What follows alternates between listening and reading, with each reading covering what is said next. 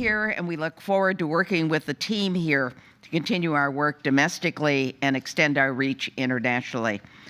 I've heard a lot of chatter about the title of today's meeting, especially the part about the Twisted Sisters. Since I have a twin sister, I want to be careful here. The commission is cool, but I'm not sure we're that cool. We've titled today's meeting Twisted Sisters, Biodefense Supply Chains and Stockpiles, because these two elements of biodefense are tightly intertwined, sometimes reinforcing each other and sometimes codependent, and not necessarily in a good way. When supply chains break, stockpiles struggle to survive. When stockpiles fail to determine what they need, and when they need it, supply chains send the wrong signals to the market, and cascading consequences ensue. And we need to align the two so that this country can withstand the shock, the disruption, and the deliberate attempts by adversaries to manipulate or to cut off critical medical supplies. But let us start by receiving a welcome from the Executive Vice President of the Atlantic Council, Jenna Ben-Yehuda. Jenna? Thank you, Secretary Shalala. Good morning, everyone. My name is Jenna Ben-Yehuda. I'm the Executive Vice President here at the Council. And on behalf of Fred Kemp, President and CEO of the Atlantic Council, and our Board of Directors, I'm really thrilled to welcome all of you here today for a milestone event, which is the very first meeting of the Bipartisan Commission on Biodefense and its new home within the Atlantic Council's Scowcroft Center for Strategy and Security. So welcome. We often talk about inflection points in history, and today we are living through one. The convergence of biological threats, geopolitical instability, and rapid technological acceleration has only made it more glaringly apparent that biodefense is indeed a critical national security priority. And that's why today is so significant. We're bringing together the premier global think tank for strategy with a premier voice for biodefense policy. At the Atlantic Council, our mission is to shape the global future together with partners and allies. We strive for what we call programming with purpose. We don't do one-off events, we build movements, we drive policy, and we solve problems. For years, the Scowcroft Center has carried the torch of General Brent Scowcroft's legacy by advancing U.S. security through nonpartisan strategic foresight. By formally integrating the Bipartisan Commission on Biodefense into the Scowcroft Center, we're sending a clear message to Washington and the world. Biological security is national security. And by housing the Commission here, we're ensuring that the fight against biological threats, whether natural, accidental, or human-generated, is woven into the very fabric of American grand strategy. Usually, at this point in the program, I would introduce a specific keynote speaker, but today I want to introduce the true guest of honor, which is the Commission itself. Since its inception in 2014, the Commission has done more than just write reports. You've fundamentally altered the landscape of American defense. Before this commission existed, biodefense was often an afterthought, a line item buried in disparate budgets. But through their landmark report, A National Blueprint for Biodefense, and their relentless advocacy, the commission has achieved things that many thought impossible in a polarized Washington. They drove the creation of a national biodefense strategy. They championed the Apollo program for biodefense, setting the ambitious goal of taking pandemic threats off the table within a decade. They have successfully ushered dozens of legislative recommendations into law. And they've proven that biodefense has a strong bipartisan consensus, that the virus doesn't care who you vote for, and neither does this commission. So to the commissioners, the ex officio members, and the terrific staff who've made the transition to the Atlantic Council possible, welcome home. We are honored to be the platform for the next chapter of your impact. This brings us to the specific focus of today's meeting, Twisted Sisters, Biodefense Supply Chains and Stockpiles, and it's a fitting title. Supply chains and stockpiles are indeed like siblings. They are inextricably linked, occasionally dysfunctional, and neither can succeed without the other. And as we saw during the pandemic, a stockpile is pretty useless if you cannot replenish it, and a supply chain is fragile if you have no buffer. We're entering an era of great power competition, where the logistics networks are no longer just commercial arteries. They're potential battlegrounds. And today, we'll examine vulnerabilities in the global supply chain for medical countermeasures. We'll look at how we depend on foreign adversaries for essential goods. And we'll discuss the industrial strategies needed to bring the manufacturing capacity home. We have a long day of critical discussions ahead, so I want to thank the Commission team for organizing this and thank all of you for being a part of this inaugural meeting at the Council. It's now my honor to turn the floor back over to Secretary Shalala and the Commissioners. Thank you. Thank you very much, Jenna. Thanks for that warm welcome. And let us begin with panel 1, and we've invited our new colleague, Matthew Kroenig, a very distinguished political scientist and national security expert, to begin on panel 1.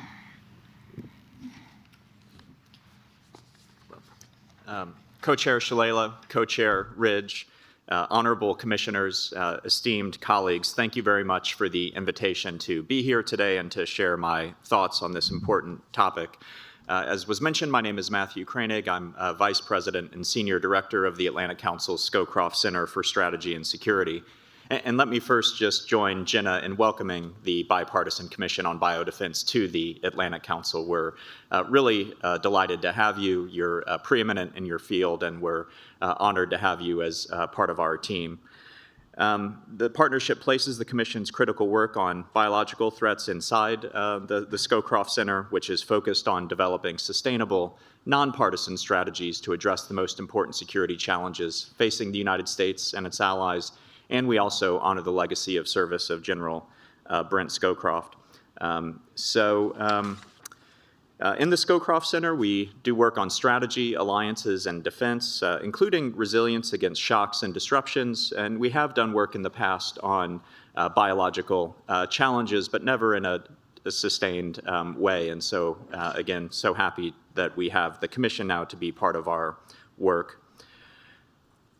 So context matters, I think, for today's event. As this group knows, the House of Representatives this week will take up the annual National Defense Authorization Act, a powerful legislative vehicle that addresses the biological threat and the need for our military and federal government to prepare for future biological events.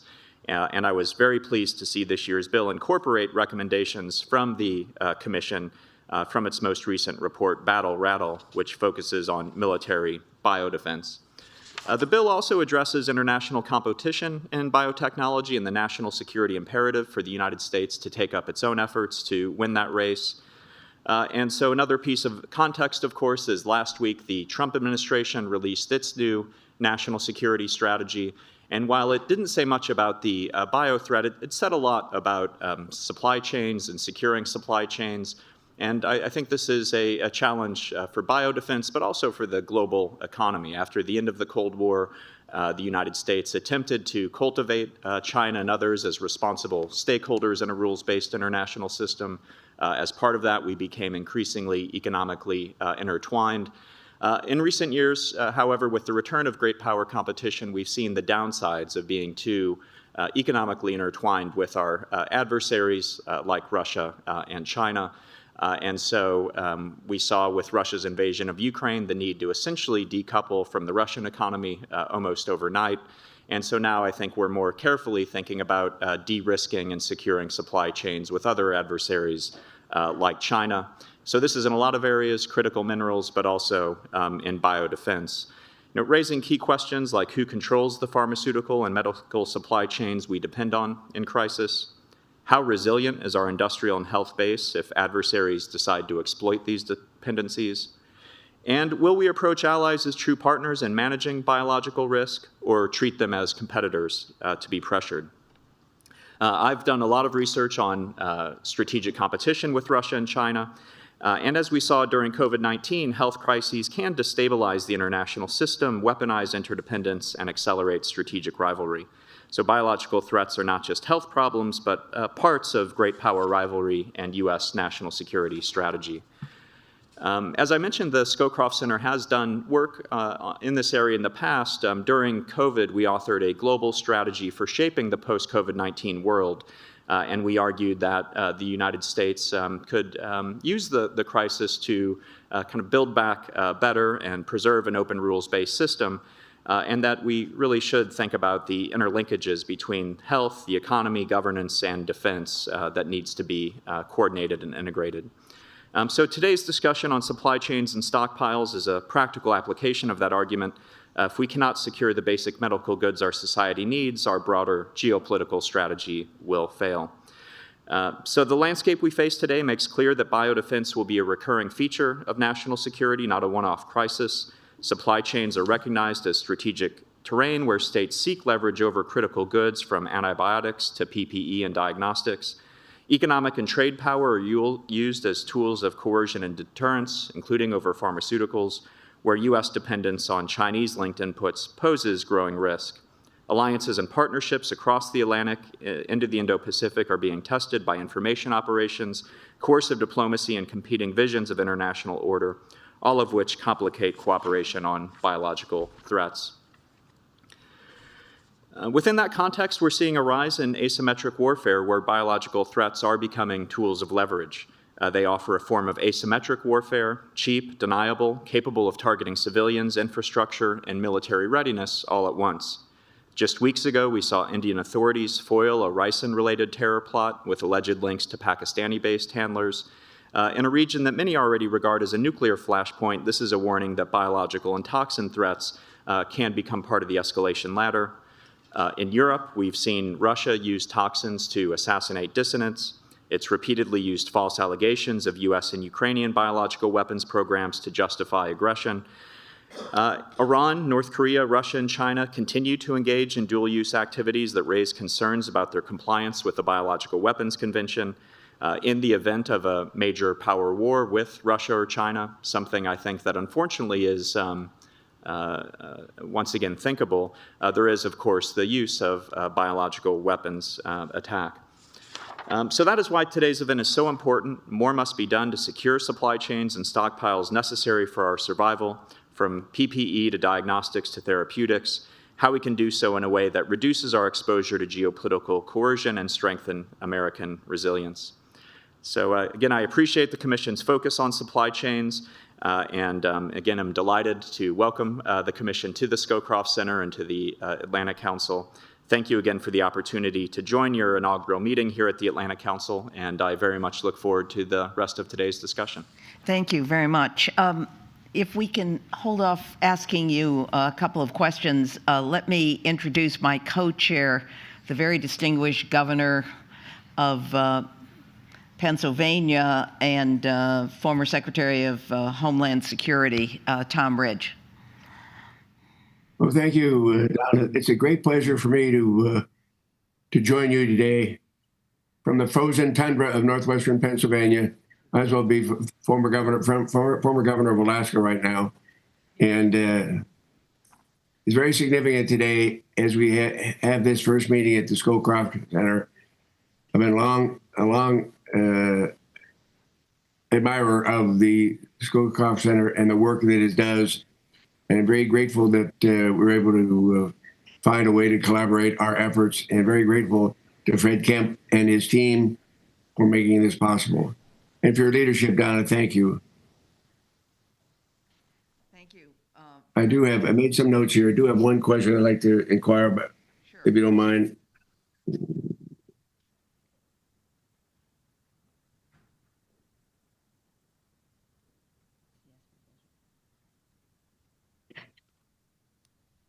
Doctor, Go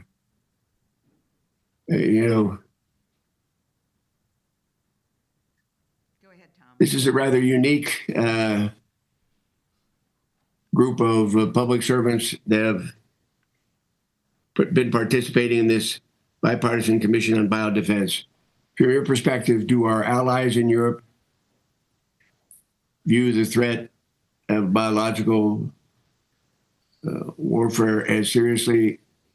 Have they taken it up in a serious fashion? As you examine their strategy and their collaboration, in the European theater. Do you see any effort on their part to prepare for a biological intervention of some kind in the future? Well, thank you very much for that question, Governor Ridge, and for your leadership of the Commission. As you likely know, the Atlantic Council was founded in 1961 to support transatlantic relations, and we've grown a lot since then. We're global, but working closely to strengthen the transatlantic community is still core to our mission. And so we're interacting with U.S. and NATO and allied officials almost every day.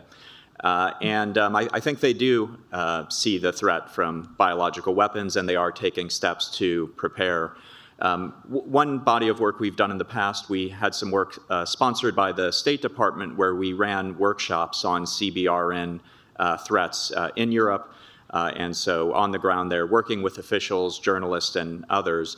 And as I mentioned in the opening remarks, we've seen that Russia has used biological weapons, toxins, to assassinate dissidents throughout Europe, which is a threat. We've also seen Russian disinformation around WMD and biological weapons threats. And so part of the work that we wanted to do was to help educate journalists and others who would be reporting on these incidents so that they wouldn't fall for Russian disinformation and provide a more accurate picture to their populations. But I think the short answer is yes, our allies are right up next to the threat of Russian biological threats, and I think they'd appreciate any insights we can share about how they can better prepare for any eventuality.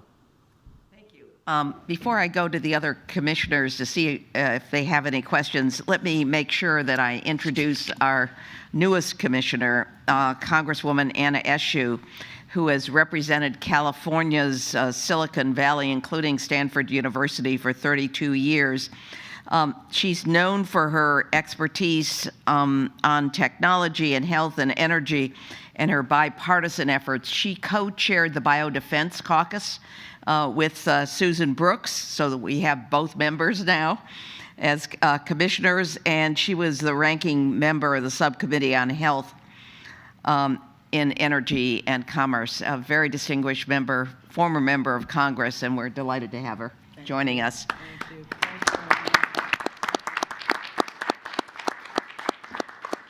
And let's see who might have a question for Matthew. I might have a question. Go ahead, Tom. First of all, thank you, Matthew, for your excellent introduction and comments. We are thrilled to be here and really look forward to this partnership. I'd like to take sort of a flip side question with regard to supply chain, and that is the possibility that not states, but individuals with terrorist intentions could have access to the supplies as accessible as they are, especially using artificial intelligence, and what threat that poses. It was 20 years ago, or not quite 20 years ago, that, or actually more than 20 years ago, I guess I should say, 27 or 8, that I had an anthrax attack in my office by somebody not from a country, but from an individual. And so I think, given technology, given the internet, given AI in particular, given the access to all of those components that make biological threat so serious, I think we have a challenge maybe equal to, if not greater than, the state challenges that you addressed. I'd be curious as to what policies, what efforts we ought to be making in public policy to address that challenge. Well, thank you very much, Senator Daschle, and also for your leadership. And of course, we all remember the anthrax letters and your important leadership at that time. I think you're right, and I should probably start by saying I'm run a center that does global strategy and security, so I'm a mile wide and an inch deep on many issues, including this one.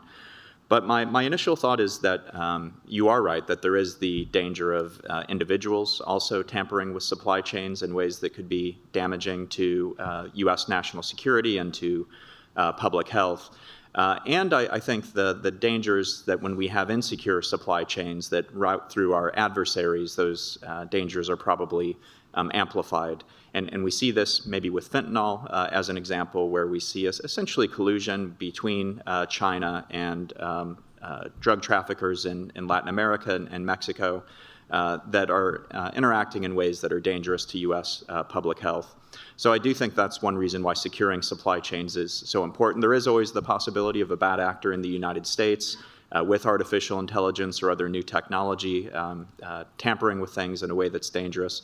But I think the secure our supply chains are, we can help to reduce that risk. Thank you.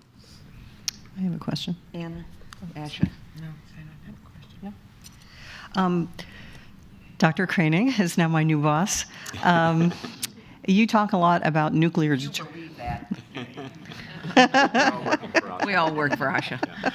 Oh, how I wish that was true. You speak a lot about nuclear deterrence. One of the issues, though, that we've been discussing is the need for biological weapons deterrence. We haven't seen a lot of that in the literature. It's not really addressed that much, or if it is, it's sort of lumped in with the notion of weapons of mass destruction. And generally, that literature goes back to like the 1980s. Can you just share some thoughts on what you think biological deterrence looks like in this day and age, and what we need to do from a research perspective, or I don't want to say academic, but maybe more esoteric perspective, to beef up that part of our knowledge base in this country? Because I think right now is the time, as we're changing what defense policy is, we need to infuse that back in. But we certainly can't draw on a whole lot from the past. Thank you, Asha, and thanks also for directing the commission. And we're really happy to have you as part of the team, and have enjoyed working with you and your colleagues over the past month or so, and look forward to many years of collaboration. So a couple of years ago, I was honored to be appointed by the U.S. Congress to a strategic posture commission to review strategic threats to the United States and design an appropriate strategic deterrence posture for that. Biological, chemical space were mentioned in our remit, but the premise of your question is right. We really focused mostly on the nuclear dimension of that challenge, and I do think we need to do more to think about biological deterrence, especially given what the Chinese, the Russians, the Iranians, and the North Koreans may be up to, and that, as I mentioned in the opening, the possibility of a direct great power conflict now seems higher than maybe at any time since the most dangerous moments of the Cold War. I guess I'd say a few things. One, I think our overall deterrence and defense policy contributes to the deterrence of biological threats. You know, if there had been a major war during the Cold War, I think we know that now that the Soviet Union probably would have used biological weapons in the event of a major war, and so by deterring that war, we also prevented biological use. And so I think similarly today, getting our deterrence and defense posture right with Russia, China, Iran, and North Korea can deter them from using biological weapons. The new national security strategy was released last week. We saw Pete Hegseth release or essentially preview the national defense strategy at the Reagan Defense Forum this weekend. And so it does seem like there are the pillars there that could contribute to broader deterrence. Second, nuclear deterrence. As you probably know, the United States has never had a so-called no first use policy. We've always left open the option of using nuclear weapons first. And part of the reason for that has been to deter non-nuclear strategic attacks. So essentially telling an adversary that if they were to use biological weapons, the threat of U.S. nuclear retaliation is on the table. And so not that that would be an immediate or automatic response, but that it is an option, and we wouldn't want to assure dangerous adversaries that they could get away with using biological weapons and not worry about the United States responding with nuclear or other weapons. I guess final thing I would say is deterrence by denial, I think also matters, and one of the things I've learned from you and your team, Asha, is that to some degree, whether a pathogen is released by a hostile actor or by nature or by a lab leak, that a lot of the way that we would respond to it and is the same. And so if we do have effective biodefense policies in place, if our adversaries see that we're resilient, then that would reduce the incentive for them to intentionally launch a biological attack. So essentially a deterrence by denial approach to persuade the adversaries that actually they don't gain very much by attacking us with biological weapons because we are ready. Okay, thank you. Congressman Upton? Well, thank you. And Matt, it's great to be in this new facility. We welcome your participation, your oversight, your umbrella now with our organization. And it's been very nice over the last couple months to actually see you in action. But, you know, this is our first hearing, and so it's really a delight to be here. A couple questions that I have. First of all, thanks for being with us, obviously, today. My notes tell me that the Strategic National Stockpile went from about $13.9 billion during the COVID to, in fiscal year 25, to $980 million. So we are operating in essence under a CR, so I presume that that's going to be for FY26 as well. All of us that, you know, I was in office then along with Anna and others here, Donna, thought we were unprepared. I wouldn't say woefully unprepared, but we caught up pretty quickly, and the Congress reacted pretty fast with PPE funds and a number of things to keep the country afloat.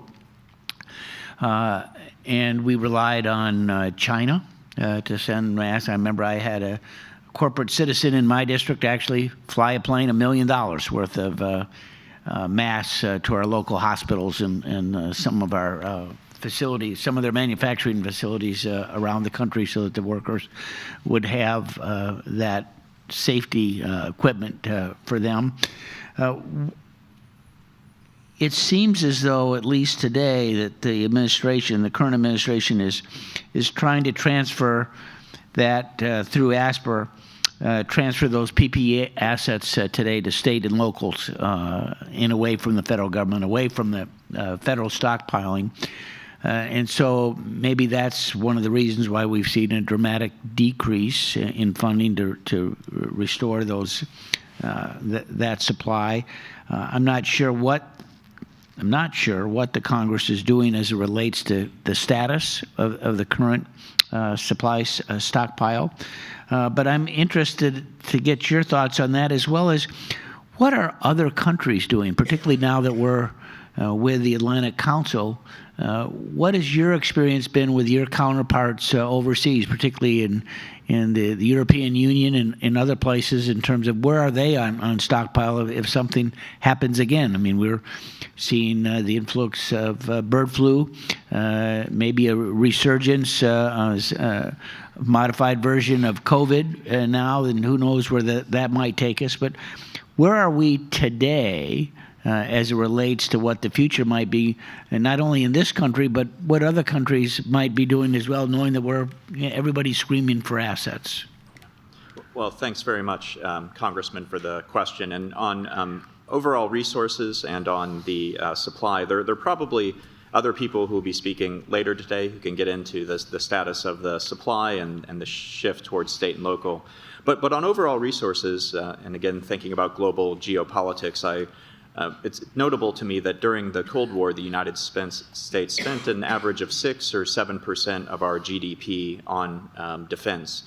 Now we're spending about 3.5% of GDP on defense. And so if we really believe that we're entering a more dangerous moment than we've been in a long time, and I do believe that with the threats posed by China, Russia, Iran, North Korea, and them increasingly working together, I think we need to increase resources to deal with important national security challenges, including this one. And some people would say, well, the American people won't support that, but I think this is where leadership comes in. And if we have good leaders who stand up in a nonpartisan way and make the case to the American people and say, this is a really important challenge, I need you to support me in this, I think that members of Congress can find the resources. The United States still has the largest, most innovative, dynamic economy on Earth. I think there is also room to learn from our adversaries and, our international allies and vice versa. I mentioned before some of our efforts to work with NATO allies on this issue, but we also do a lot of work in the Indo-Pacific, including with Taiwan.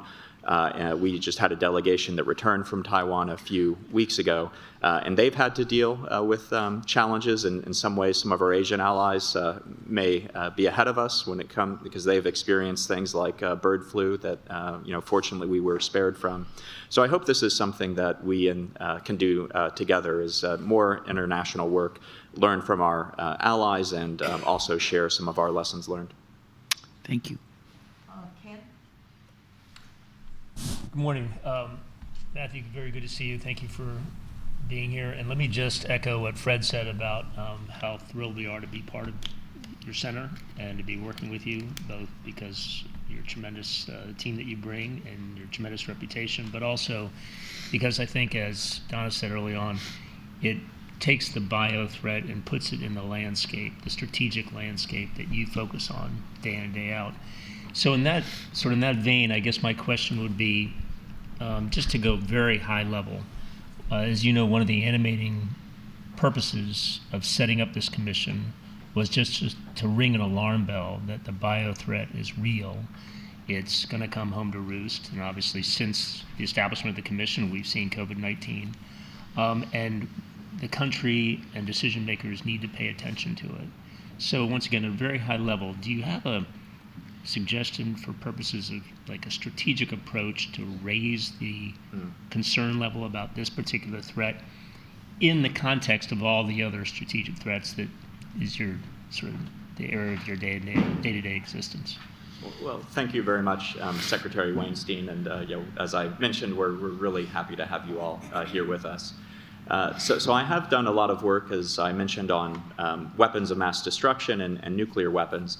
And as you know, a lot of experts don't like the term weapon of mass destruction because it lumps together a lot of things that are really kind of different: nuclear weapons, biological weapons, chemical weapons, radiological dispersion devices. Nuclear experts like me say that nuclear weapons are a true weapon of mass destruction. Putin or Xi wanted to destroy a society on the other side of the world in 30 minutes or less. Nuclear weapons are really the only way to do that. But I think what sometimes gets mentioned is that biological weapons potentially could even be more deadly than nuclear weapons. If you have an especially virulent, especially deadly biological agent that an adversary produced, that could kill more people. And we saw that COVID-19 was was easy to spread, but and you all are the experts, and I say this with humility, but wasn't as deadly as it could have been. So if you saw something that was deadly, that was also easy to spread, that is something that could be a catastrophic threat to all of humanity. And I think sometimes people forget that, and there's probably more we could do to remind them that this is potentially the most dangerous threat we face, worse than nuclear weapons or climate change or anything else. Amen. Thank you. Thank you. Jim? Sorry to be late. So, and sorry if this question's already been asked, but in the Ukraine-Russia war, is there any indication that Putin has made the nuclear threat? Is there any indication that he has a biological capacity, the inclination to utilize that if push came to shove for him, and if he felt he was in a desperate position? Well, thank you, and it's a good question. And I think one thing we've seen is that Russia and President Putin is not constrained by international law or international norms, was willing to conduct this brazen attack on a neighbor, really unprovoked attack.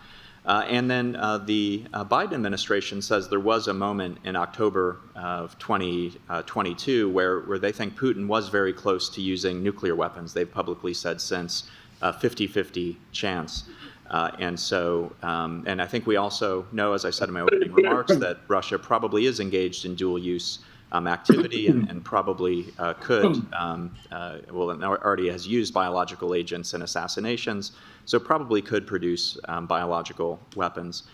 So it seems to me that the nuclear option is more attractive to Putin. He has publicly threatened nuclear weapons since the start of this conflict. Again, reportedly became very close in October of 2022. But given his lack of disregard for international norms, given the high stakes he places on this war in Ukraine and emerging victorious, then I think it's not something that we can discount, that under the right circumstances he might see using biological weapons as attractive. And for a quick follow-up, I would assume that the Ukrainian military is not very well prepared for that eventuality. I think that's right. It's amazing what the Ukrainian military has done over the past several years. Many people assumed they would just roll over, and here they are fighting inch for inch. But they are under strain. They need support and weapons from the West. They're facing some manpower difficulties. And so I would guess that they're probably not focused as much on the biological threat as maybe they should be, and maybe that is an area where we could provide assistance. Thank you very much.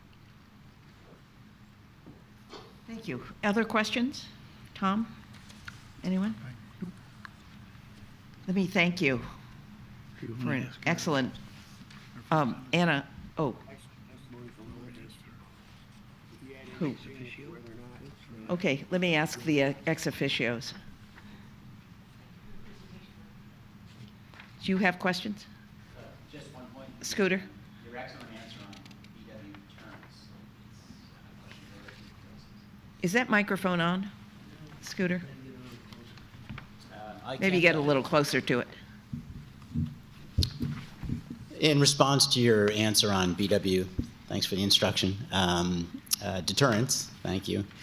Just want to point out that in relation to the question asked earlier, most of those things don't apply to terror groups or individuals. Yeah, I agree. Thank you.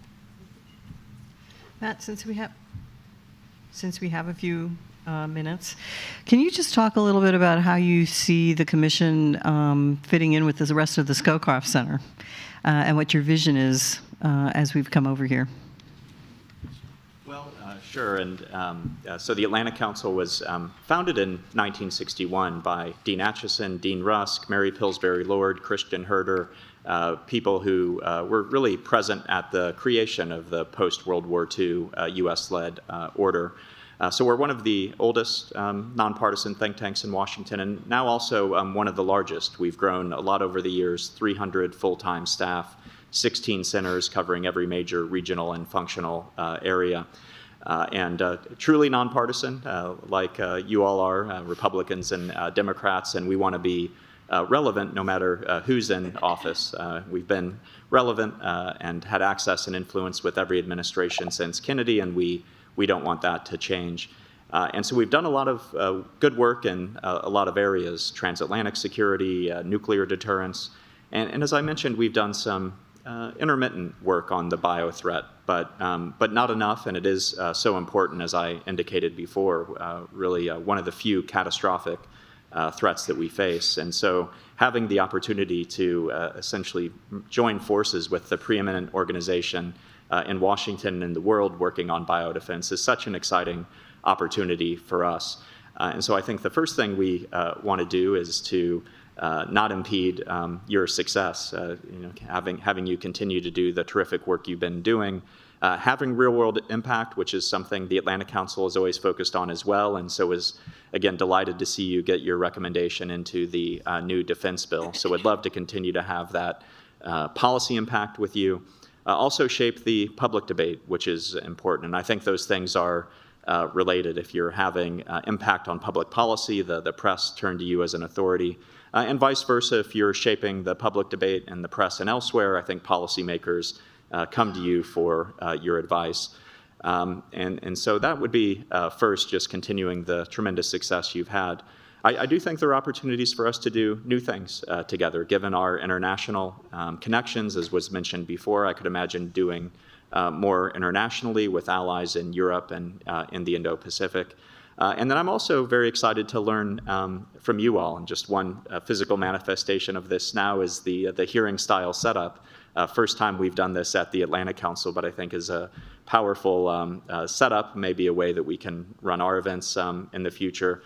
And I know we've talked about other innovations as well that you can help bring to us with your radio tours and media tours. So I think there's a real opportunity for us to work together to bring both organizations, and I guess we're one organization now, to new heights. If I might pursue the international question, is NATO organized on this issue, as far as you can tell? Yeah, yes, but there's room for improvement. So national governments have offices working on biological issues. NATO has an office working on biological issues. But I do think that there's more that we can do, and we find working with NATO allies every day, and the environment is always changing. They're always looking for outside ideas, and I think this is also an opportunity for us to shape and improve the way NATO coordinates on biological issues. And since you're observer of the administration as well, is the National Security Council organized in any way? It's a good question. There have been so many shakeups. Yes, and so I know in Trump 1, there was a lot of reporting about how the Biological Preparedness Office was shut down. And again, I say this with a lot of humility. You all follow this more closely than I do.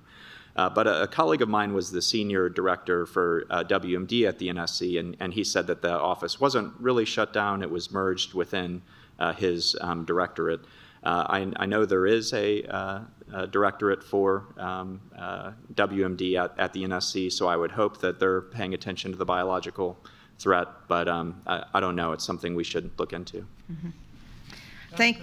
Yes, go ahead, Tom. I'm just to follow up on the NATO question, I'm just curious how you look at the national security strategy that was just announced and what, if any, impact that would have on Atlantic Council's work and even in this context, our cooperation with NATO as it relates to biodefense.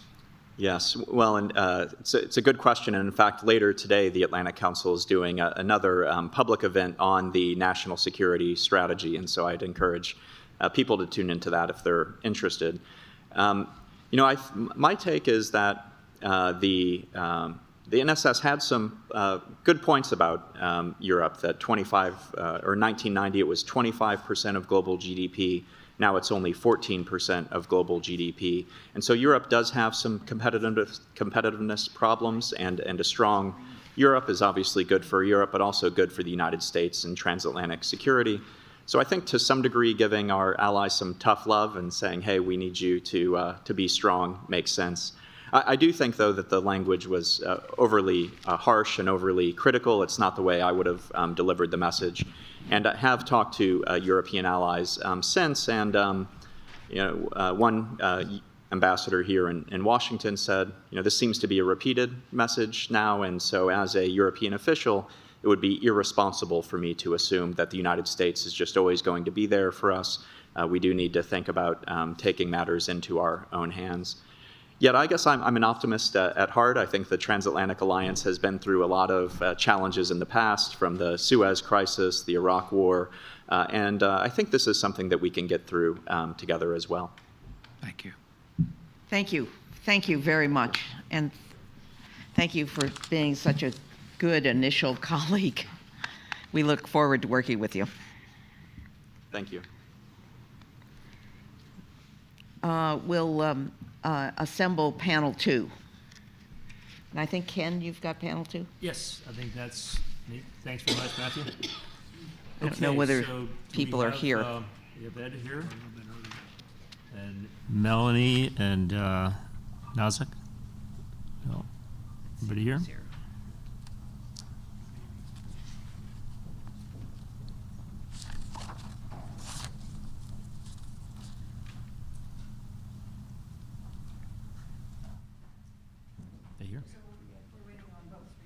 Okay. Do we take a coffee break? We still have some muffins out there. Yeah. We'll take a break. Okay. A 5-minute break. All right, Ed. Sorry about that. It should be wasted.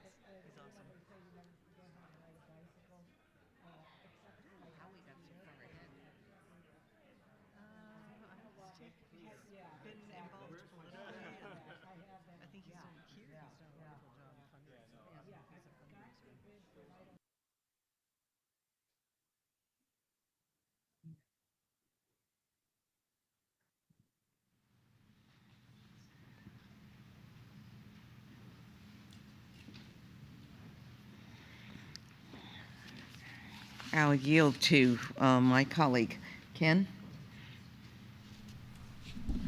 Halfway through my muffin, I'm sorry. Okay, good to see everybody. Thank you for being here. All right, I'm honored to introduce the panel 2, which is entitled Allies, Adversaries, and American Manufacturing. And this panel addresses the reality that the U.S. biodefense enterprise relies overwhelmingly on foreign adversaries for critical medical measures or medical supplies. And the COVID-19 pandemic laid bare how heavily the U.S. truly does depend on foreign manufacturing for medical countermeasures. And in fact, at the peak of the crisis, Americans witnessed alarming shortages of basic yet essential medical supplies like masks, gloves, testing swabs, and key drugs, in part because global supply chains flow through China and a few other countries.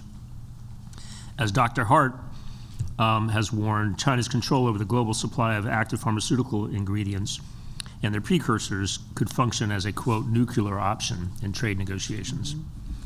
While China has not yet directly threatened to cut off drug exports in America, Chinese state media has explicitly raised that option during times of tension.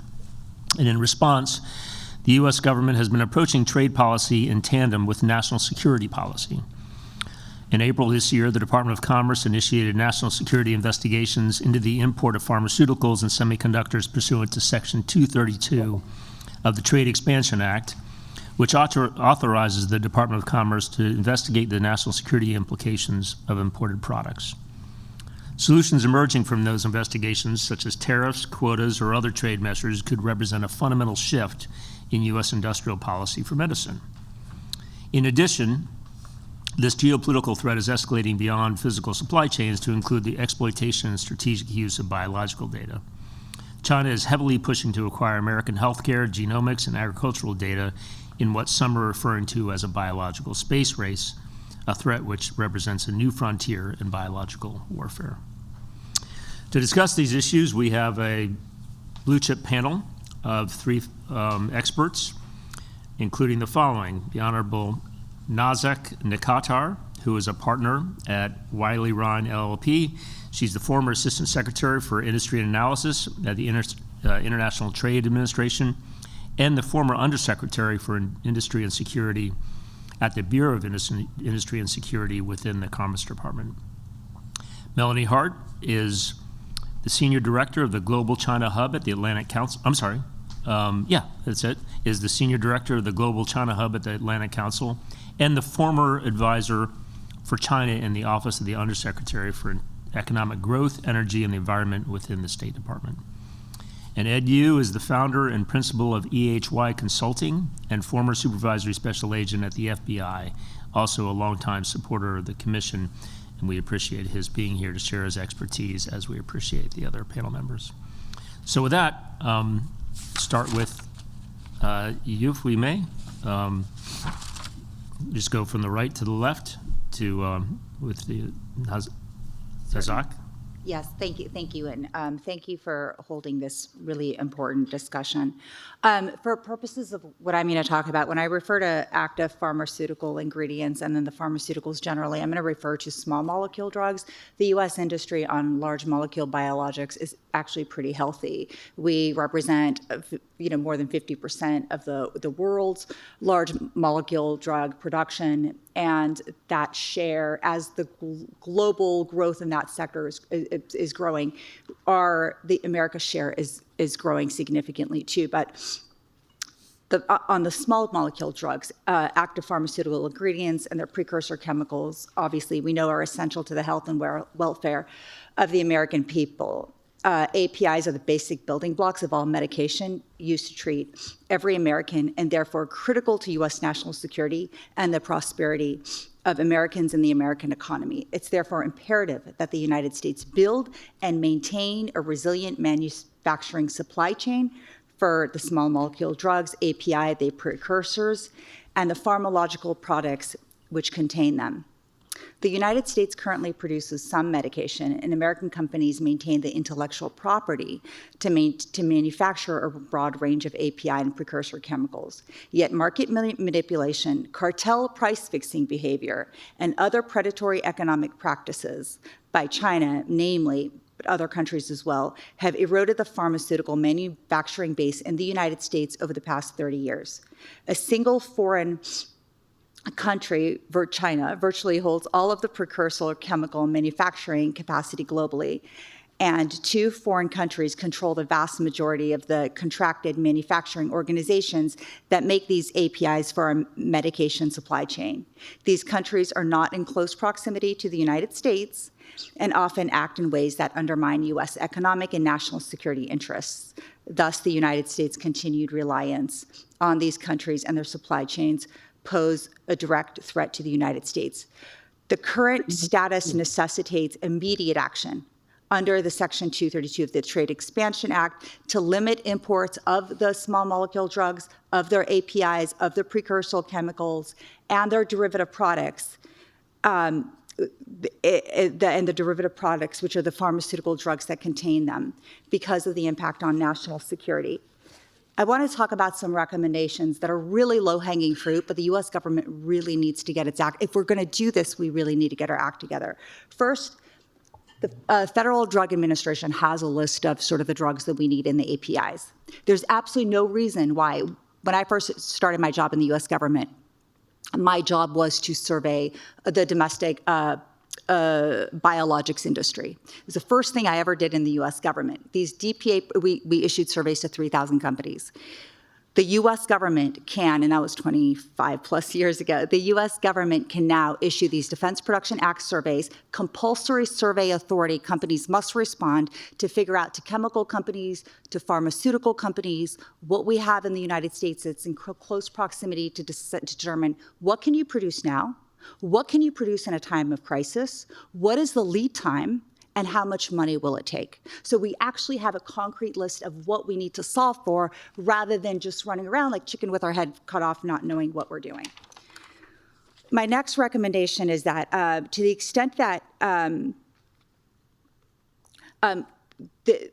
it's very much the case that that foreign predatory practices have material retardation is a term of art and trade, have materially retarded the growth of the domestic industries. We need to start limiting imports immediately, commensurate with the growth of the domestic industry, and we need to invest in the domestic industry. But if you don't do something now, cheap prices will prevent investment in the sectors we need and the companies we need to grow the manufacturing base.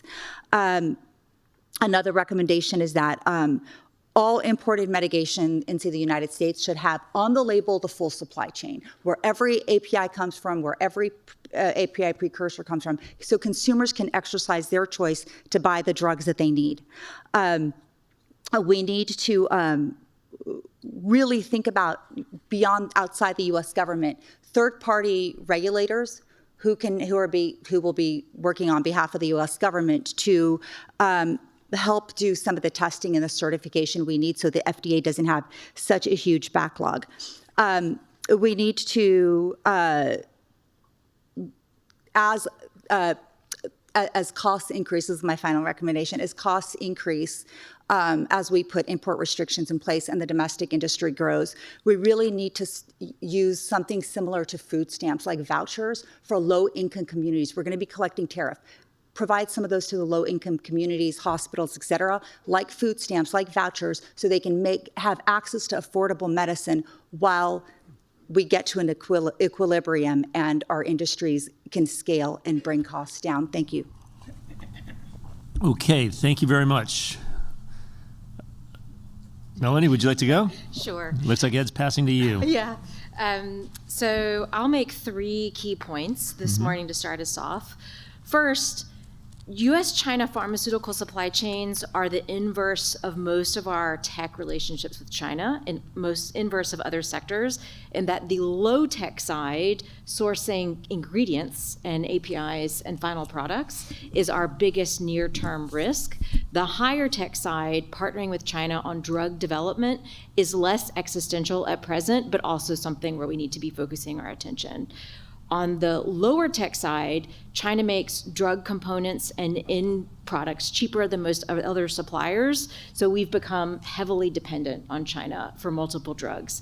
We have to be aware that Xi Jinping has stated the whole point of putting China at the center of global supply chains is so that Beijing can use those to yank the chain on other nations and cut them off to bring other nations to heel. We just saw this play out in rare earths. When China cut the United States off from rare earths, Ford had to shut down production for a week. That's a serious outcome, but hospitals shutting down for a week is an entirely other level. We cannot allow that to happen. So taking action immediately on the lower tech side of the supply chain, getting generics, statins, antibiotics. This is not fly to the moon stuff. This is the drugs that Americans depend on a daily basis. Having reliability in those supply chains is absolutely critical. On the higher tech side, we are also increasingly dependent on China for drug development. To develop a drug, you need to conduct a trial. To conduct a trial, you need to have patients who are participating in the trials. China has 1 billion more people than we do. They're getting cancer and Alzheimer's and other diseases on rates comparable with Americans. Most of them, unlike Americans, when they sign up for a trial, that isn't their third or fourth option, that's their first option. So from an FDA perspective, if this drug cures someone's cancer, that was the only intervention that you had in that case. So that gives them very high quality data for determining, does it work and is it safe for Americans? Right now, we need access to that population, and that's saving American lives. There's a little space there for cooperation, but we don't want to become too dependent in that area either over time. Right now, we don't have a good alternative to China for trials and drug development. Everywhere else is slower. India also has a big patient population, but their healthcare system cannot perform at the same standard to meet the same US healthcare standards, such that we can take that data and use it with the FDA for the American market. We could engage India to help bring their system up to standard to provide an alternative. So the urgent priority is making sure Americans have access to antibiotics, to statins, to other products who are overly dependent on China. We should keep an eye on that longer term risk as well. Second, reducing our most existential risk, that supply chain, drugs and ingredients risk, requires smart investments across the supply chain. We cannot do it alone. There are too many drugs that Americans rely on. We might think about the kinds of drugs that would be critical to respond to an epidemic, like antibiotics. But guess what? We're also dependent on China for statins, for the vitamin mix that you use to make infant formula. There's a wide range of products. It is very difficult and costly to make all of them in the United States. But if we partner with India, if India is building up capacity on one drug, we can focus elsewhere. If Europe is building up capacity on certain key ingredients, we can leverage those and focus elsewhere. We have to have an ally and partner approach. And we have to recognize that price and reliability are trade-offs. Right now, our entire healthcare system prioritizes price. There are caps on the price that Medicare, that insurance will pay for these drugs, and they're based on the China price. If you don't want the China drug, then you can't have Medicare locked into the China price. To do what my co-panelist is suggesting, we have to pay for it, right? Americans understand that if we want to be safe militarily, we have to pay for weapons. We have to pay for the men and women in the armed forces. We have to bring about an understanding that if you want to be safe on the medical side, then you have to find ways to pay to make it somewhere other than China. It's safety or the China price. It's a pretty clear choice. And then third and finally, we're at an inflection point in US-China biotech competition whereby China is within striking distance of reaching parity with the United States and surpassing us. We absolutely do not have even a smidge of margin in this competition to be defunding NIH, any amount of science, research, and development. We need everything we've got to stay ahead or even with China. And I'll give 2 examples. First, Sloan Kettering is doing some amazing research in figuring out how when patients have pancreatic cancer, they can operate on that cancer and then take the tumor itself and use it to develop an mRNA vaccine against that individual person's tumor, and then vaccinate that patient against the cancer that they took out of that patient's body to prevent it from coming back. That takes a lot of money. You have an entire team in service of one patient, an entire manufacturing process to develop an mRNA vaccine for that patient's cancer. But it can stop pancreatic cancer from coming back. And we don't have a lot of other options that can do that.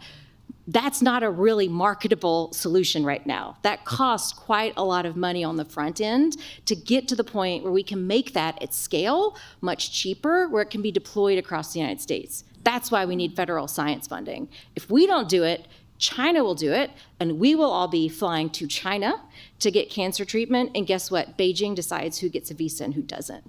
So that means American citizens will be self-censoring themselves, doing things to stay on China's good side so that they can fly over and have access to the kind of innovative treatments that we have at Sloan Kettering and other US centers right now. And then just my final point, China is combining AI and robotics with biotech in ways that are enabling them to use brute force to surge ahead of the United States in research and development of new drugs. A lot of our new medicines right now are coming from the mapping of the animal genome. Humanity has only mapped a small percentage of animal genome, and we're finding that as we do more of this gene mapping, we find new drugs. GLP-1, the obesity drug, came from mapping of the Gila monster's genome. China has massive warehouse factories of robots doing around-the-clock, 24 hours a day, biological research, and they turn those data points into an AI model. They can map genomes at scale. That will enable them to discover and develop drugs at paces that we currently cannot match. I hear from multiple pharmaceutical companies that the reason they're going to China and acquiring assets is because they can't find them here. So there are already areas of biotech where we're behind and China's ahead. And that's why our companies are going over and paying billions of dollars to access the science. We don't have the margin to gut the funding. We have to be racing faster. That's it for me. Good morning. I just want to thank the Commission for inviting me to come back and present to you all. And there was a reason why I wanted to come up third, in that I do want to leave the bottom line up front to pose to you that because we're focusing on supply chains, we really do need to do several things first. One, expand the threat landscape. It's more than just biological weapons. It's more than just bioterrorism. And fundamentally, too, I want to leave with you that bioeconomic security equals critical infrastructure security equals economic security equals national security. So it is not just a public health threat. It is absolutely a strategic economic threat that we are facing. And so I want to leave you some case studies that I think we are worse off since COVID-19, despite the fact that the government poured billions of dollars in the COVID response. So as we mentioned, looking at artificial intelligence, and China came out with DeepSeek, we need to know that AI is nothing without data. And as was mentioned, China is on a tear in hoovering up data all around the world, either illicitly or legitimately, through contracts, by playing by our game, by offering a lower price point in multiple services. Congressman Eshu, I want to acknowledge you because you tried to pass legislation to protect genetic data, looking at also protecting the synthesis of DNA. However, we need to see where we are right now, that just a couple of years ago when ChatGPT-4 rolled out and we had the likes of Elon Musk and others saying, wow, we're reining in the end of humanity, and we're still debating that. Quietly on the other side in China, Baidu Research, their largest internet firm, they rolled out their large language model, AI, and one of the first things they did is they trained their AI on our COVID mRNA vaccine sequence. And within 11 minutes, their AI came up with a new sequence, and when they manufactured it, it turned out to be 128 times more stable than our COVID mRNA vaccine. And so it did not require the same extreme cold temperatures for shipping and storing. And it also meant that it had a 4 times more increased antibody response. And so along those lines, in the last intervening years since COVID, China has strategically invested not just in design, but in contract manufacturing. Across the globe, they have invested in contract manufacturing organizations, research and development manufacturing organizations, end-to-end, from data acquisition to AI to design to mass production. They are now better postured to respond to a potential pandemic or other large-scale event. And we already experienced what happened to us when we went through COVID, where we couldn't even get masks because we had completely outsourced PPE production. Well, it's much more than that now. And another angle, too, is that with all the data that they have, with the infrastructure investments, with the technology and talent acquisition, it's not just looking at our current drug supply chains, but looking at the future. Because as it stands right now, not only have they invested in infrastructure, but they've also invested in regulatory reform.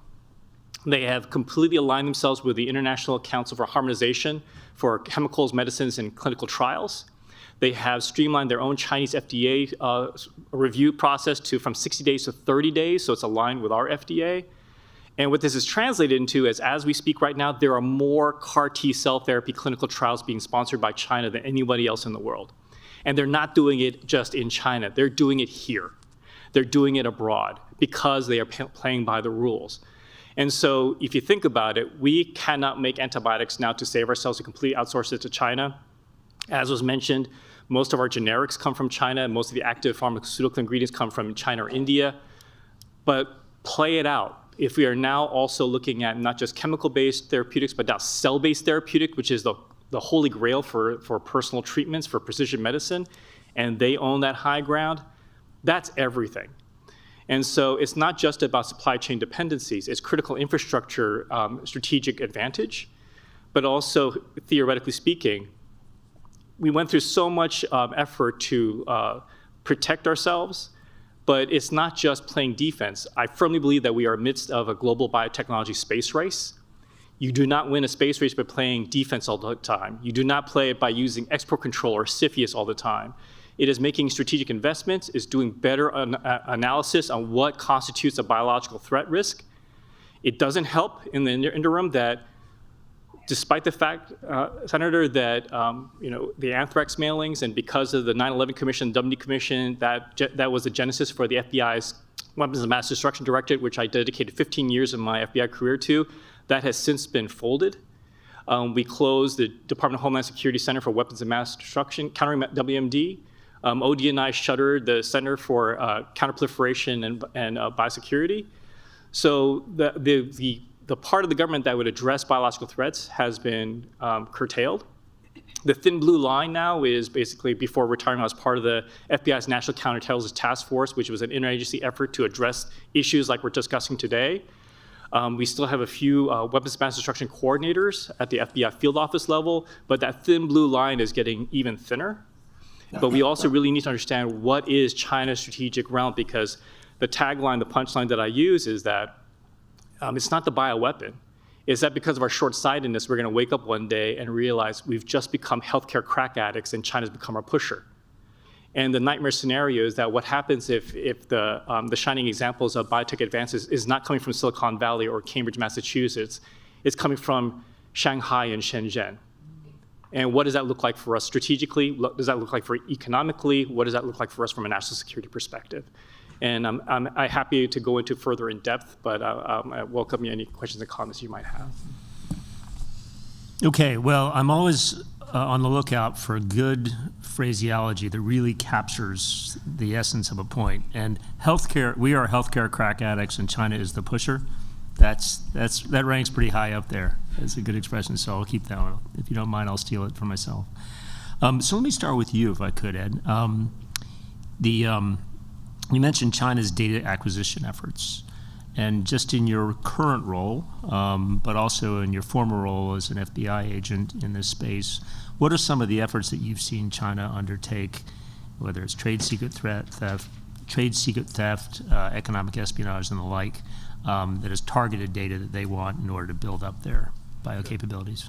No, sure. So it's China's illicit acquisition of biological data is pretty well documented. I mean, that's the reason why the FBI is as busy as it is.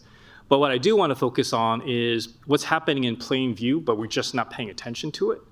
So in the intervening decade or so, China has invested in commercial or clinical companies that do DNA sequencing, for example, or diagnostic testing. These companies are HIPAA compliant. They have obtained Centers for Medicare and Medicaid Services CLIA CAP accreditation, so they've been certified to do patient clinical diagnostic testing. What's even more salt to the wound is that some of them are even federal acquisition regulation certified, so they can actually put in bids for government contracts. So what this is translated into is that across the country, even across the globe, you have entities, U.S. hospitals, public health labs, clinics, universities, companies, even state and federal government agencies contracting with these firms and sending over biopsies, clinical samples, blood samples, pediatric samples, research samples. And these Chinese firms process them, and our clinicians and scientists get that information back.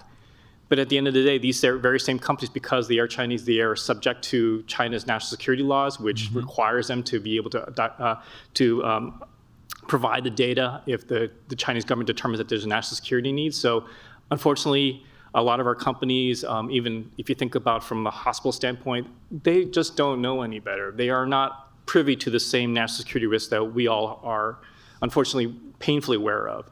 So whether it's because they can offer a compelling low price point, but absolutely they are playing by our rules sometimes better than we are ourselves. They have insinuated themselves not only in the US, but they satisfy European Medical Agency requirements, and so they have even non-invasive prenatal test kits that have been deployed across European countries, so even pregnant moms are providing their samples. We just are not understanding the issue. May I add a few points? One of the large Chinese, and I'm sure this is across the board in China, CDMOs, in order to contract manufacture for U.S. companies, they require the U.S. companies to deliver their IP to them, to mass produce for them. That's one thing. I used to run CFIUS at the Commerce Department. I will tell you that CFIUS also clears transactions without adequately looking at the national security threats, does not do a good enough job bringing in non-notified transactions that should be notified to CFIUS. They just fly by night, nobody notices them, and nobody sometimes is looking for them, and then where they are flagged, CFIUS just refuses to look at them. Then you've got this growing issue with Chinese companies pretending like they're going to invest in American companies, forcing the companies to give up all their IP, trade secret, whatever, and then the investment never goes anywhere. And then all of this broad landscape with CFIUS legal jurisdiction to this day does not exist. Yet the president, either Congress legislates or the president through IEPA. IEPA is built for this, to protect against national security threats when Congress hasn't moved yet. So the president can even use IEPA to close those gaps in CFIUS until Congress introduces legislation. That has not been done yet. And the final point is, you mentioned it's not just CFIUS, it's not just export controls. The Chinese are everywhere. It's like I compare them to an octopus with their tentacles and everywhere. So we really need comprehensive legal solutions, and export controls need to do better. And the crown jewel in the U.S. government on technology, which the government really doesn't access, is national labs. They know what's happening. They know where the innovations are. They know who's participating, and they can help the government control technology better so we don't have, so where export control fails, for example, we still have the buffer of export control. I mean, where CFIUS fails, we still have the buffer of export controls. If I could follow on, thank you for that, follow on your comments about CFIUS. Your characterization of CFIUS as being sort of too permissive, is that across the board, or is it particularly are you saying that specifically as to the biospace? It's permissive across the board, but over the time that I was running CFIUS at Commerce from 2018 to 2021, we saw more and more and more transactions in the biologic space and the pharmaceutical space. The Chinese are after that sector. And we either cleared it, we cleared with mitigation. Mitigation essentially means oh, China, now you've invested in our company, adhere to our laws and don't do X, Y, and Z. While China has an anti-foreign sanctions law and the national security laws, but the anti-foreign sanctions law that says you can't abide by any laws that undermine the CCP's interests, right? You have a conflict of interest. You cannot fundamentally have a mitigation agreement with a Chinese entity when their Chinese laws are forcing you to break the terms of the mitigation agreement. So we approve with mitigation, and then, you know, a lot of times there's non-notifieds and everybody just looks the other way. But it's across the board with China, but in the pharmaceutical space, the transactions have steadily increased. Okay. Sure. So part of the problem is that when it comes to bio threats, it goes back to my plea to really need to expand the definition and the scope of what constitutes a biological threat, because even with CFIUS, I'm a big fan of the process, but that's a pretty big hammer, and you're trying to search for everything else to be a nail. The issue, though, is that when it comes to export control or dual use, it's looking at a military application of biology. So again, it's looking at the militarization or the weaponization of bio. Everything I articulate is the weaponization of their economy. And by translation, it's also even increasing our supply chain dependencies. That's not covered under a military kind of review, unfortunately. So that goes back to, we really need to go back and redefine how do we scope what constitutes a biological threat. Do we focus on, animal and human health, the virus, the bacteria? Of course we need to. But if that's the only scoping of what constitutes a threat, and without understanding things like CAR T cell therapy, precision agriculture, biomanufacturing, all of which have huge consequential impact on our critical infrastructure, if that's not being incorporated, then we are absolutely missing out. That's why we need multiple solutions, because not one tool in the tool chest is perfect, right? We need a lot. Okay. I'm going to abuse my moderator prerogative and ask one more question, Melanie. You mentioned China yanking the chain with rare earth minerals. Have we seen that in the medical biological space at all, vis-a-vis us or any other country? We haven't seen that yet. I will say that in my previous job at the State Department, I led our efforts countering Chinese economic coercion toward other countries. And there were cases where that was a big concern, that it might be part of the toolkit that could be played. We haven't seen Beijing go there. They recognize that there's a lot of downside risks to that option. That's why in the quote from Bloomberg, I called it really the nuclear option on the China side. But a couple of years ago, we probably would have said that China yanking the lever on rare earths was a nuclear option. And there are scenarios in which we would see Beijing go to the nuclear option. Taiwan, for example. If we were in a Taiwan contingency, nothing would be off the table for Beijing. And personally, I don't think we should be putting American lives at risk and gambling on whether or not Xi Jinping is going to yank that lever. Okay, thank you. Ed? Actually, that chain is being yanked as we speak, but not in a way that I think we fully appreciate. It is bio related. It's our agriculture sector. Okay. That we're already seeing that because of the tariffs, that the Chinese government has stopped all purchases of soy. A lot of our farmers are on the ropes right now. And yes, there is some promise of some purchase, but it's only a fraction of what they were buying before. But the problem is that we're not paying attention to the fact that in the intervening years, China has heavily invested in precision agriculture. That's genetically engineering next generation GMO crops that are heat resistant, drought resistant, disease resistant, looking at improving logistics. As we speak, last year, President Xi and President Putin closed on a deal, agricultural deal, 12 years, $28 billion to sell 70 million metric tons of Russian agricultural goods to China. China is building out the infrastructure for Argentina and Brazil to get their soy and corn. So while they may promise for buying some more of the U.S. agricultural goods, that remains to be seen. The White House just announced that they're providing some subsidies to help our farmers. We're not going to claw that back. The China's investment in biotech is absolutely playing out into the Southern Hemisphere countries, the BRICS Alliance members that have large-scale biomass and agricultural aspects. And the reason why I say the other elements of innovation is that wouldn't it have been nice if we had a large-scale biomanufacturing capacity here in the US, if we had biofoundries dotting the country, all that sudden surplus of sorghum, corn, soy, wheat, if we can then have transitioned that into our own biomanufacturing capabilities, we would be much better off right now, but right now we're not doing either of those correctly. Okay. Oh, yep. Sorry, the agriculture community right now is really freaked out that the vitamins that they use for their products are all coming from China, and it's just, they've been screaming into the wind about the introduction of pathogens into our food supply chain. And then when we all get sick and we need medicine from China, China can easily not use an excuse like, I'm not going to give it to you, but they're really good spin masters. They can say, oh, right now we can't really ramp up production. We have to prioritize our own people. Sorry, you're not going to get anything. And that's how they're going to play that card. Okay. Well, this is great. Thanks for all your input. This is a hot bench. That's great. Okay. Let me see who else has questions. Secretary Shalala? Why don't we start with our newest commissioner? Oh, I'm sorry. That's all right. Jenna? Thank you, Ken. Well, first, let me say to the commission what an honor it is to be a part of this work and to join you in it.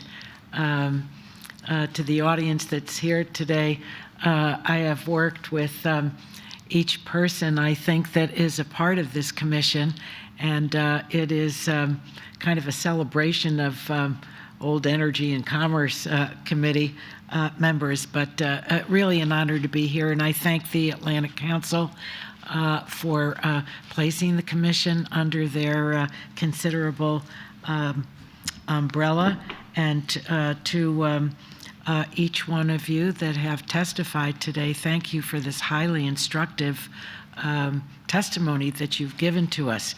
An issue that I delved into as a member of Congress, when I first learned about it, I thought this really cannot be the case, that we would be so vulnerable to China in terms of API. The doctors at Stanford University Hospital, in a meeting with them when I was doing some work to prepare for legislation to try to address the issue, said that of the emergency carts that they have in every single hospital and the top 12 or 14 drugs, they would all be wiped out if China chose to pull this rug out from underneath us. We had hearings on the issue.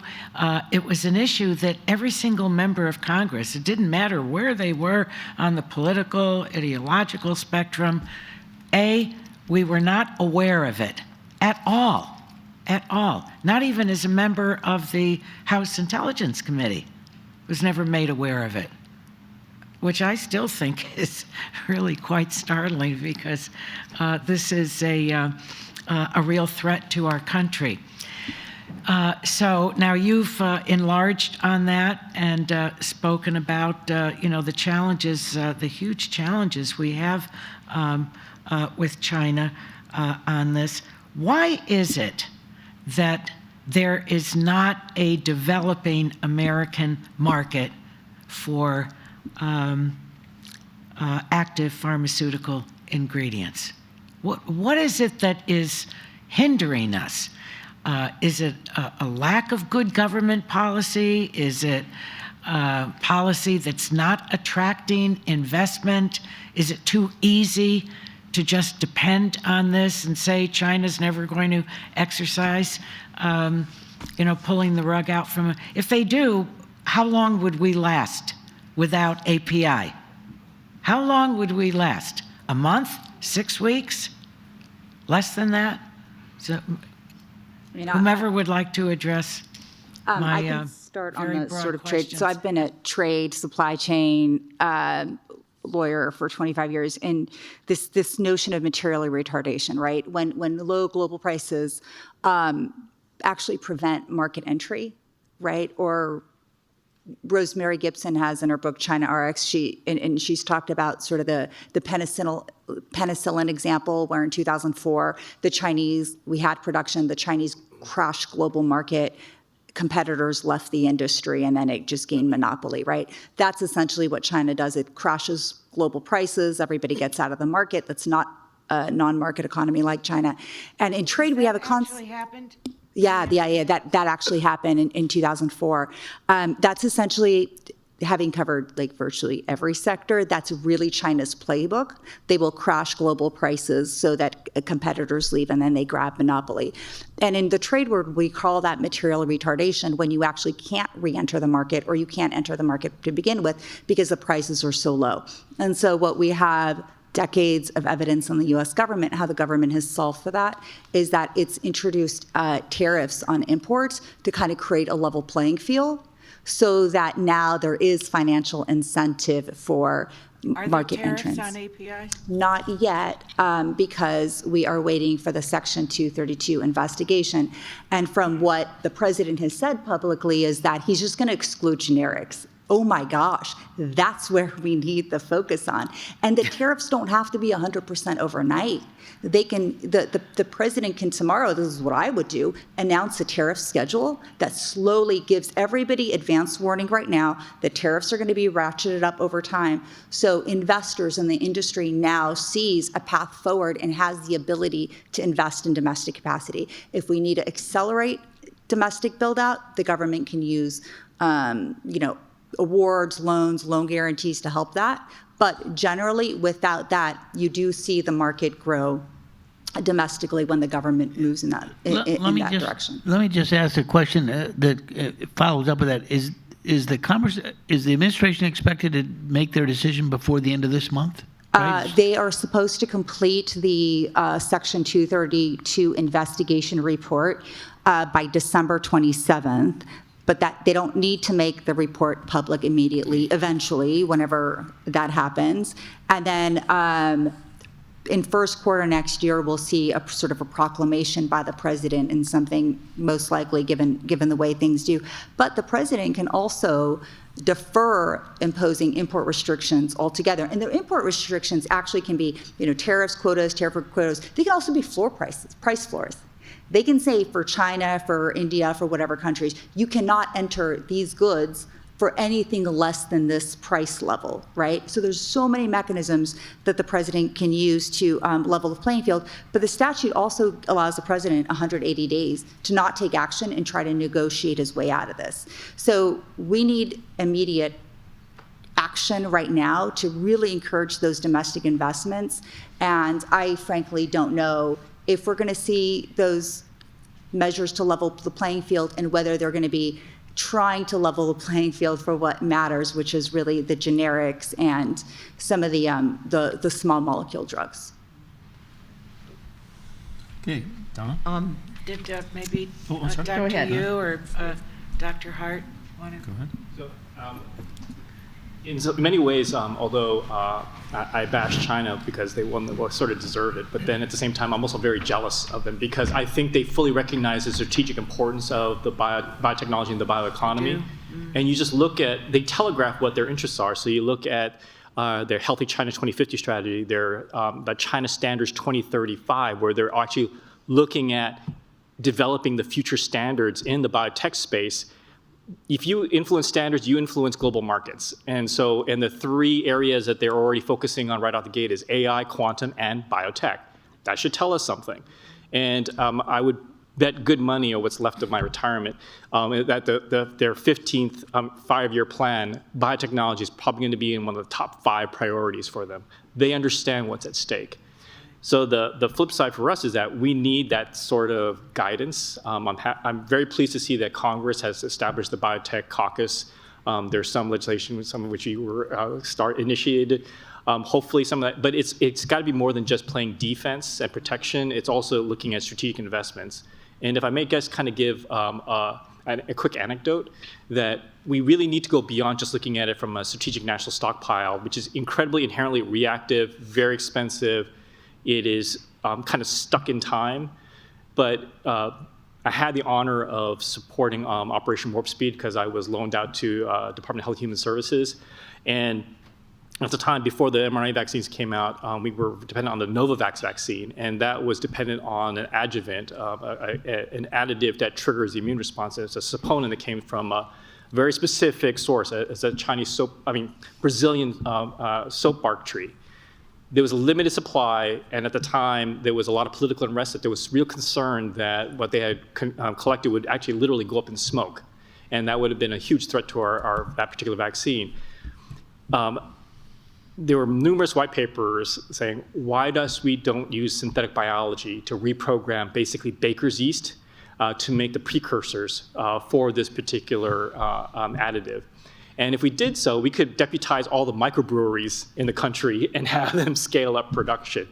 But it just showcases that there was a missed opportunity to leverage things like the Defense Production Act to really invest in the infrastructure for biomanufacturing that in the long run could be kept warm, that if you had universities or startups utilizing these spaces to go from proof of concept to initial scale up, that's a huge de-risking, that's a huge decrease in capital investments. It really flourishes innovation, but that doesn't happen unless you have some guidance and leadership from the government level with some strategic investments. There is some of that happening. I point you to, if you have the time, to look at the Commonwealth of Virginia. They launched the Alliance for Building Better Medicines. It is absolutely a public-private partnership.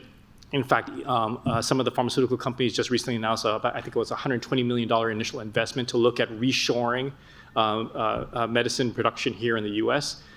It's a great proof of concept, but boy, do we need to scale that up and much more broadly, like right quick. And one thing you asked about policy failure. I think it is very much policy failure. Low-hanging fruit is labeling requirements. There's absolutely no reason why everything that I get from the pharmacy, whether I need a prescription or just get like vitamins off the pharmacy shelf, shouldn't tell me where all of my ingredients come from. So the American consumer can exercise their purchasing power to make the right decision. I don't think anybody in Congress is going to be against transparency. So why we don't have mandatory labeling requirements like that, and as a former U.S. government official who used to audit foreign companies for the government, it's a simple auditing. Don't let anybody tell you it's that complex. And then, as my co-panelists talked about, so we need to pay for it. Let me just remind everybody, we pay for the better quality things all the time. Every time we go to a store, every time you go to the grocery store, you make that choice. Do I buy the really cheap stuff that I know it's full of fat or it's going to fall apart tomorrow, or do I buy the better quality stuff? We're already doing it. It's not that hard of a choice to make. Dr. Hart, did you want to comment? Yeah, just briefly, we need an innovation plan for this sector. China has one. And we risk, without that, we're kind of shooting blindly into the dark. Let's try some tariffs over here. Let's throw some investment over here. China has a comprehensive innovation plan. It was part of Made in China 2025. We're now in 2025. So the clock has kind of run out on us being able to just ride on the coattails of former US greatness and success. We have to get serious in this sector. That requires investment. That requires actually having a plan and running faster, as well as having strategic use of tariffs and other tools. Thank you very much. I'd like to ask about clinical trials, because FDA has been very wary about Chinese clinical trials because of the lack of diversity of the population. And in fact, I can't think of a drug that FDA has approved just based on a non-American clinical trial. They usually require, if they've got a lot of data from Europe or even from China, that we do American clinical trials, which obviously slow down the process. And FDA has pretty rigorous standards in every administration about how those clinical trials are conducted. So I guess I'm less worried about the Chinese clinical trials. While they have volume, that is, they have a big population, they don't have the kind of diversity that we normally require in FDA approvals for clinical trials. Now, it's not that FDA doesn't take into account. They obviously look at the Chinese clinical trials information, and they look at the Europeans and wherever else clinical trials were provided. What is more worrisome is if the Chinese are also doing clinical trials in the United States that they're paying for, which would duplicate what they're doing there. Do you have information on that and on the mix of the clinical trials that are being presented to the FDA? So the drugs are going to China first. So the first, second phase trials are happening in China before they come to the United States because they can happen there much faster. Yeah, if you, we've always sent American manufacturers or pharmaceuticals have always gone to Europe first. now they go to China first. Yeah, because Europe doesn't have the ability to move as quickly across borders with the same size as population. So they go to China first, but then they have to duplicate that, right?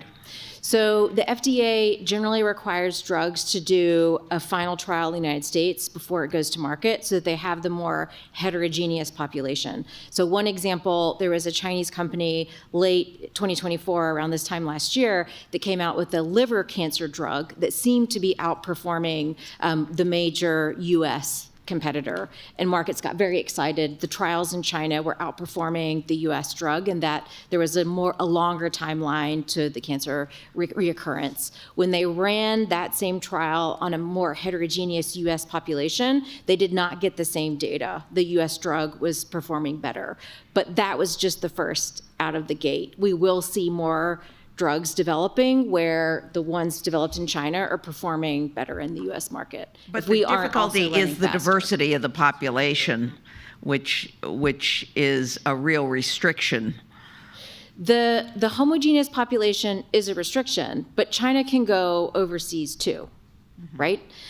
So that it's not the case that just because X% of the population in the borders of mainland China or of Han Chinese descent, that doesn't mean that we have a wall of superiority for clinical trials. We have to be running faster and finding more options ourselves, because it is also a numbers game. In the United States, if you've been through, I've had family members that have dealt with cancer, it's very hard to find out where the trials are even happening.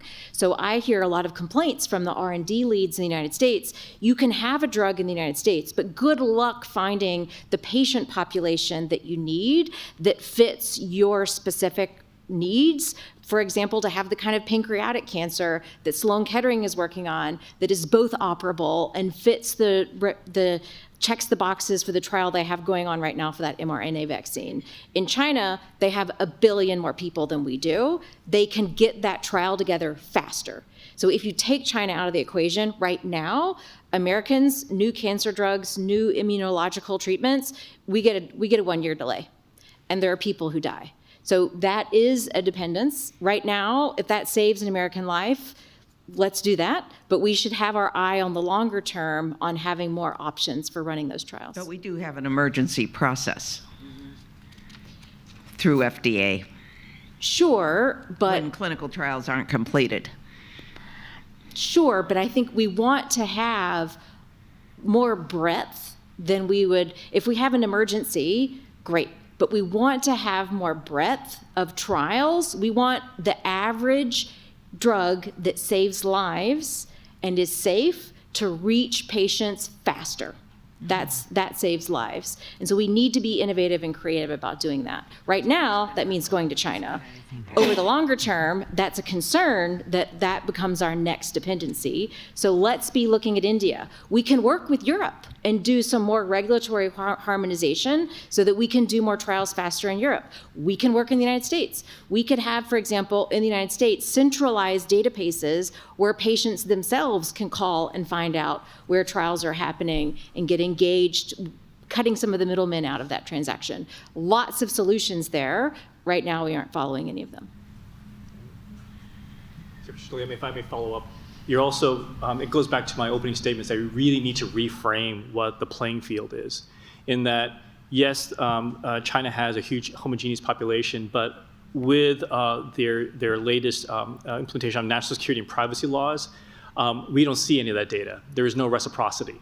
So if you're able to tap into data from all around the world, as it was mentioned, and yet retain theirs, that's a enormous, multifaceted, diverse database that they're developing, which we do not have access to, which get from an analytics, from an AI standpoint, that's a huge advantage. But it's also changed too, is that historically it's always been the large pharma hoping to break into the Chinese market to gain access to those 1.4 billion potential customers. What I'm starting to see right now is that the tables have turned. That because of their investment in infrastructure and technology and their regulatory reform, they have now fast-tracked it. You're starting to see Chinese companies, startups, coming up with new INDs. And because they're playing by our rules, they are actually not only working with the CDMOs, but actually licensing, our companies are licensing it to bring their products to our markets for clinical trial production and application, and therefore bringing it to our markets while retaining domestic control. So the tables have flipped. And we're starting to see more and more of that. You're seeing an explosion of Chinese investigative new drugs coming to market. And it was already mentioned, we are doing the wrong things. We are not only cutting back on the security measures on where we address bio threats, we're not assessing bio threats adequately in light of what's happening from a biotech standpoint beyond the bioweapon. But then also we're not looking at what does this look like from a market share standpoint.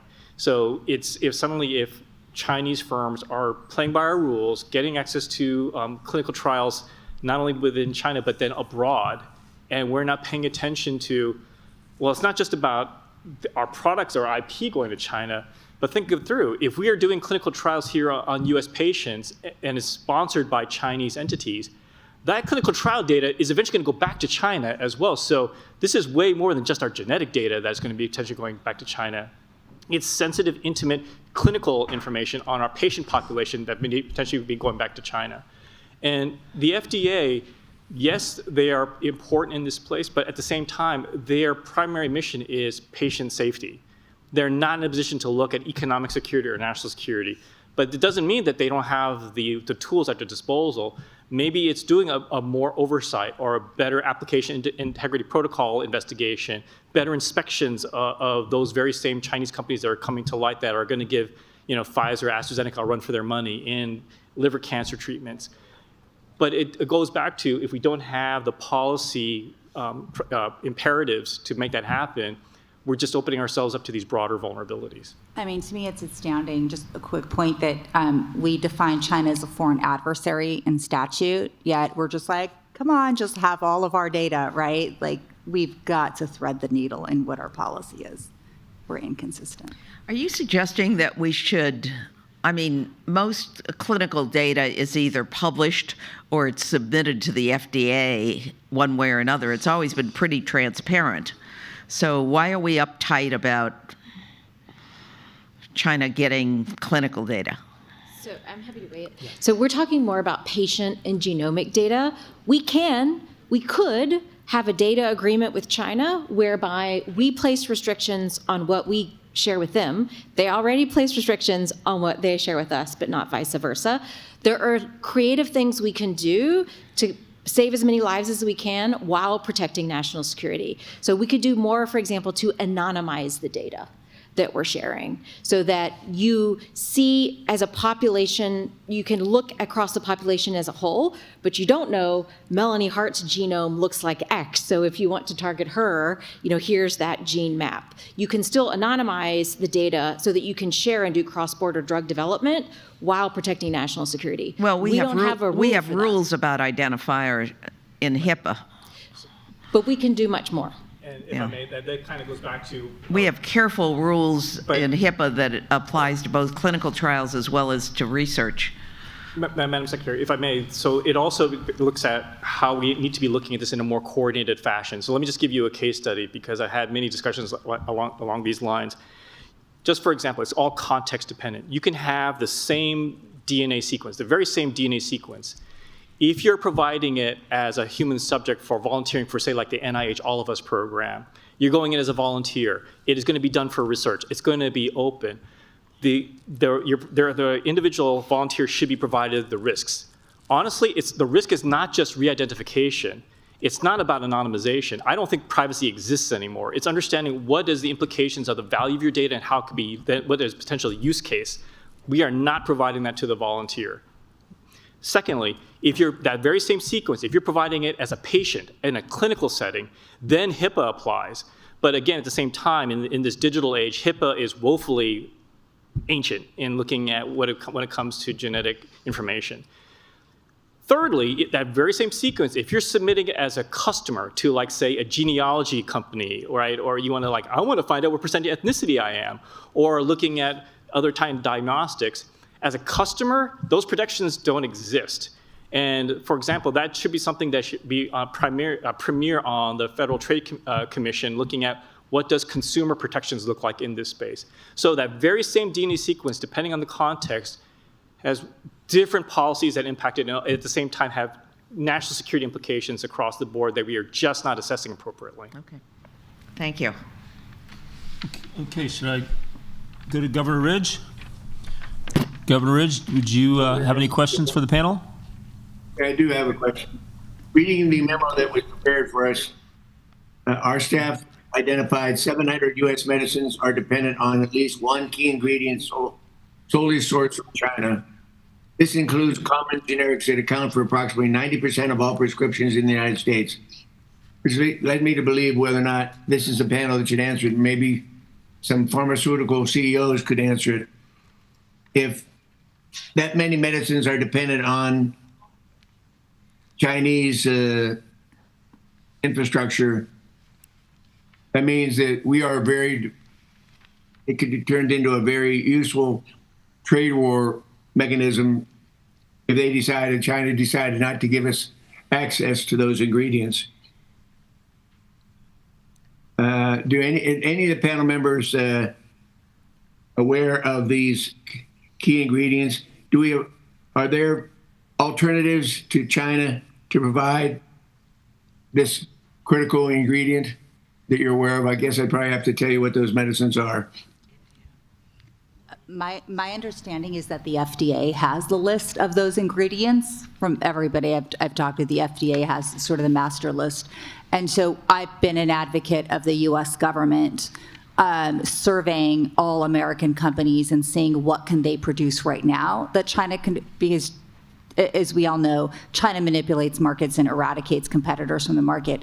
So we take that FDA master list, we survey all American companies, pharmaceutical companies, and also chemical companies. Can you make anything on this list now? Can you make anything in the future if there's a crisis? What is your lead time for making this? How much will it cost? So then the government knows, what do I have a solution for now? What do I have a solution for in terms of crisis? What is the lead time that I have to build a stockpile until I get there? And then how much will it cost? Well, that's reassuring. Thank you for your answer. Madam Chairman, that's it for me. Thank you. Okay. Senator Daschle? Well, this has been an extraordinarily interesting panel. Thank you for your presentations.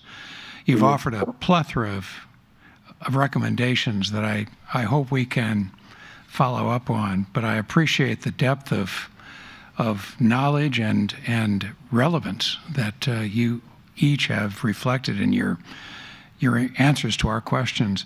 I guess I have a very basic question. Given the myriad of challenges we face in supply chain policy today, I'm still confused as to how we ought to look at priorities. And I would be very interested if each of you could give me what you believe to be the first and second highest priority as we look at the supply chain challenges we face in the coming years. Dr. Hart, let's start with you. Tough question. I mean, I would say first, don't think we can do it alone. So in parallel with doing our mapping at home, we should have a very good map of what our allies and partners are producing as well, because that goes right into the priorities of what has to be onshore and what doesn't. And then the second, I would say, funding alternatives to companies like WuXi AppTec that do the biological manufacturing. That's one Chinese company that many of our drug producers are relying on. And I've talked to small biotech companies that make, the kind of company that makes one drug that many Americans depend on to stay alive, to stay healthy, to be able to go to work and go about their lives. One company has told me that if they lost access to WuXi AppTec, it would take them 8 years to come back online because we aren't investing in alternatives. So that would be one of my priority asks, is put the funding in to develop a U.S. alternative so that that is not an innovation bottleneck. And the other would be work with allies and partners on this stuff because we all share the same challenge. Thank you. Very helpful. Dr. Yu? So my two pleas. First one, I think I've said it many times, is that we absolutely critically need to expand the scope of what we characterize as biological threats beyond just the WMD, beyond the bioweapon. It is absolutely a biotechnology space race. Secondly, and it's you'll understand why this is important. I firmly believe that we are in this biotech space race. I think China's moves have constituted the Sputnik launch wake-up call moment. It's not as spectacular as it was back when the Soviet Union launched theirs. But what did Congress do in the immediate response to that when they realized, wow, we're behind? One of the first things they did was pass the National Defense Education Act. And that dropped billions into our university systems to develop the next generation engineers, physicists. We need to invest in our students and our talent pool, because right now, what are we doing? We're cutting back on research funding. We're driving away foreign talent. That critical aspect of a space race and a biotech space race, we are not doing security adequately, and we're definitely not making the investments that we need to make to ensure that the U.S. maintains its leadership in biotech innovation. Could I just follow up on your first point that we need to broaden the definition of biological threat? I would be interested in just two aspects of that assertion. One is, how would you define it? Could you be a little bit more specific as to what that broadened definition looks like? And secondly, to the extent there is resistance, where would the resistance come from? Right. So let me go backwards. I think the resistance right now is our current frameworks that addresses biological threats are still Cold War era, looking at the bioweapon. I understand why that's important, but it needs to be broader than that. And I'm looking at Secretary Rein, because if you're Department of Homeland Security, this should be a pain point for you, because in order to understand the framing, it means that those very processes that are implemented per Congress is looking at the biothreat risk assessment. It means that understanding biotechnology has tendrils, the octopus analogy, in each of our critical infrastructure sectors. It's not just health, it's agriculture, it's manufacturing, it's sustainable renewables, energy production. And if you acknowledge that, then that should be incorporated into how we assess cybersecurity, how we assess looking at infrastructure protection. That's not being done. And if we do that, which is commensurate with our biotechnology, we will be much better off in understanding what the risks really are. And that will help the decision makers, whether it's at the White House or in Congress, be able to make the right moves. But we're not doing either of those right now, unfortunately. Thank you. Very helpful. Ms. Nikakhtar? Yeah, well, I appreciate the question, because it's also thinking about, like, what do I focus on next? So as a supply chain expert, other than small molecule pharmaceuticals and critical minerals, I'm really worried about having adequate semiconductor wafer manufacturing capability here, and super abrasives, the industrial diamonds that go into literally all manufacturing that China controls the entire global supply chain. But I want to share a story from when I was in the government. I was trying to sort of bring the supply chain practice to the Commerce Department, and we were doing that. And when the pandemic hit, the National Security Council said, "Okay, Nazak, you're in charge of supply chain. Let's onshore whatever we can for national security. Go figure out how." So I went to my team and I said, let's identify everything that's critical to national security. And my entire team said, we don't know how to do it. This is the government at the International Trade Administration. And I said, well, the Harmonized Tariff System Code of the United States has made this really easy for us. Let's have all of our sector experts look at their chapter or subchapter, figure out the 10-digit code that's really, really important to making satellites, making cars, whatever. Let's create a master list. So we did that. Then we said, well, how much do we produce versus imports? Well, the US government, you can't run a company without knowing your inventory, yet we run a country without knowing what we produce here, right? So we've got the NAICS codes, the HTS codes not harmonized. So instead of figuring out what we produce domestically based on the HTS codes, we just looked at import share. China versus the rest of the world, Indo-Pacific over the rest of the world, India, for example, over the rest of the world. And we got a sense of where our vulnerabilities were. And then the solution set was, let's start. I know tariffs invoke a lot of antibodies, and I'm not talking about tariffs as a policy tool. I'm talking about tariffs as an economic tool. If the growth of a domestic industry, if an industry can't get into a market or can't grow because of price manipulations, then tariffs make sense to eliminate the distortions and create a level playing field. And I think every economist, whether they like tariffs or not, really do understand that there's a benefit for tariffs to level the playing field. And so the recommendation was for the 700 items we produced, 700 that are critical national security, including healthcare, and we looked at the China import vulnerability, Indo-Pacific, et cetera, we had recommended levels of tariffs that would eliminate the distortion in onshore capabilities. And when we don't onshore, we work with our friends and allies. But there's no excuse that the US government can't produce a list, doesn't have a list, because we did that in 1 week. 1 week. Thank you. Okay, Fred? Just two things. One, I would just follow up with Anna's question on the 232 investigation. So the administration should complete it this month. We'll have a little time to review it.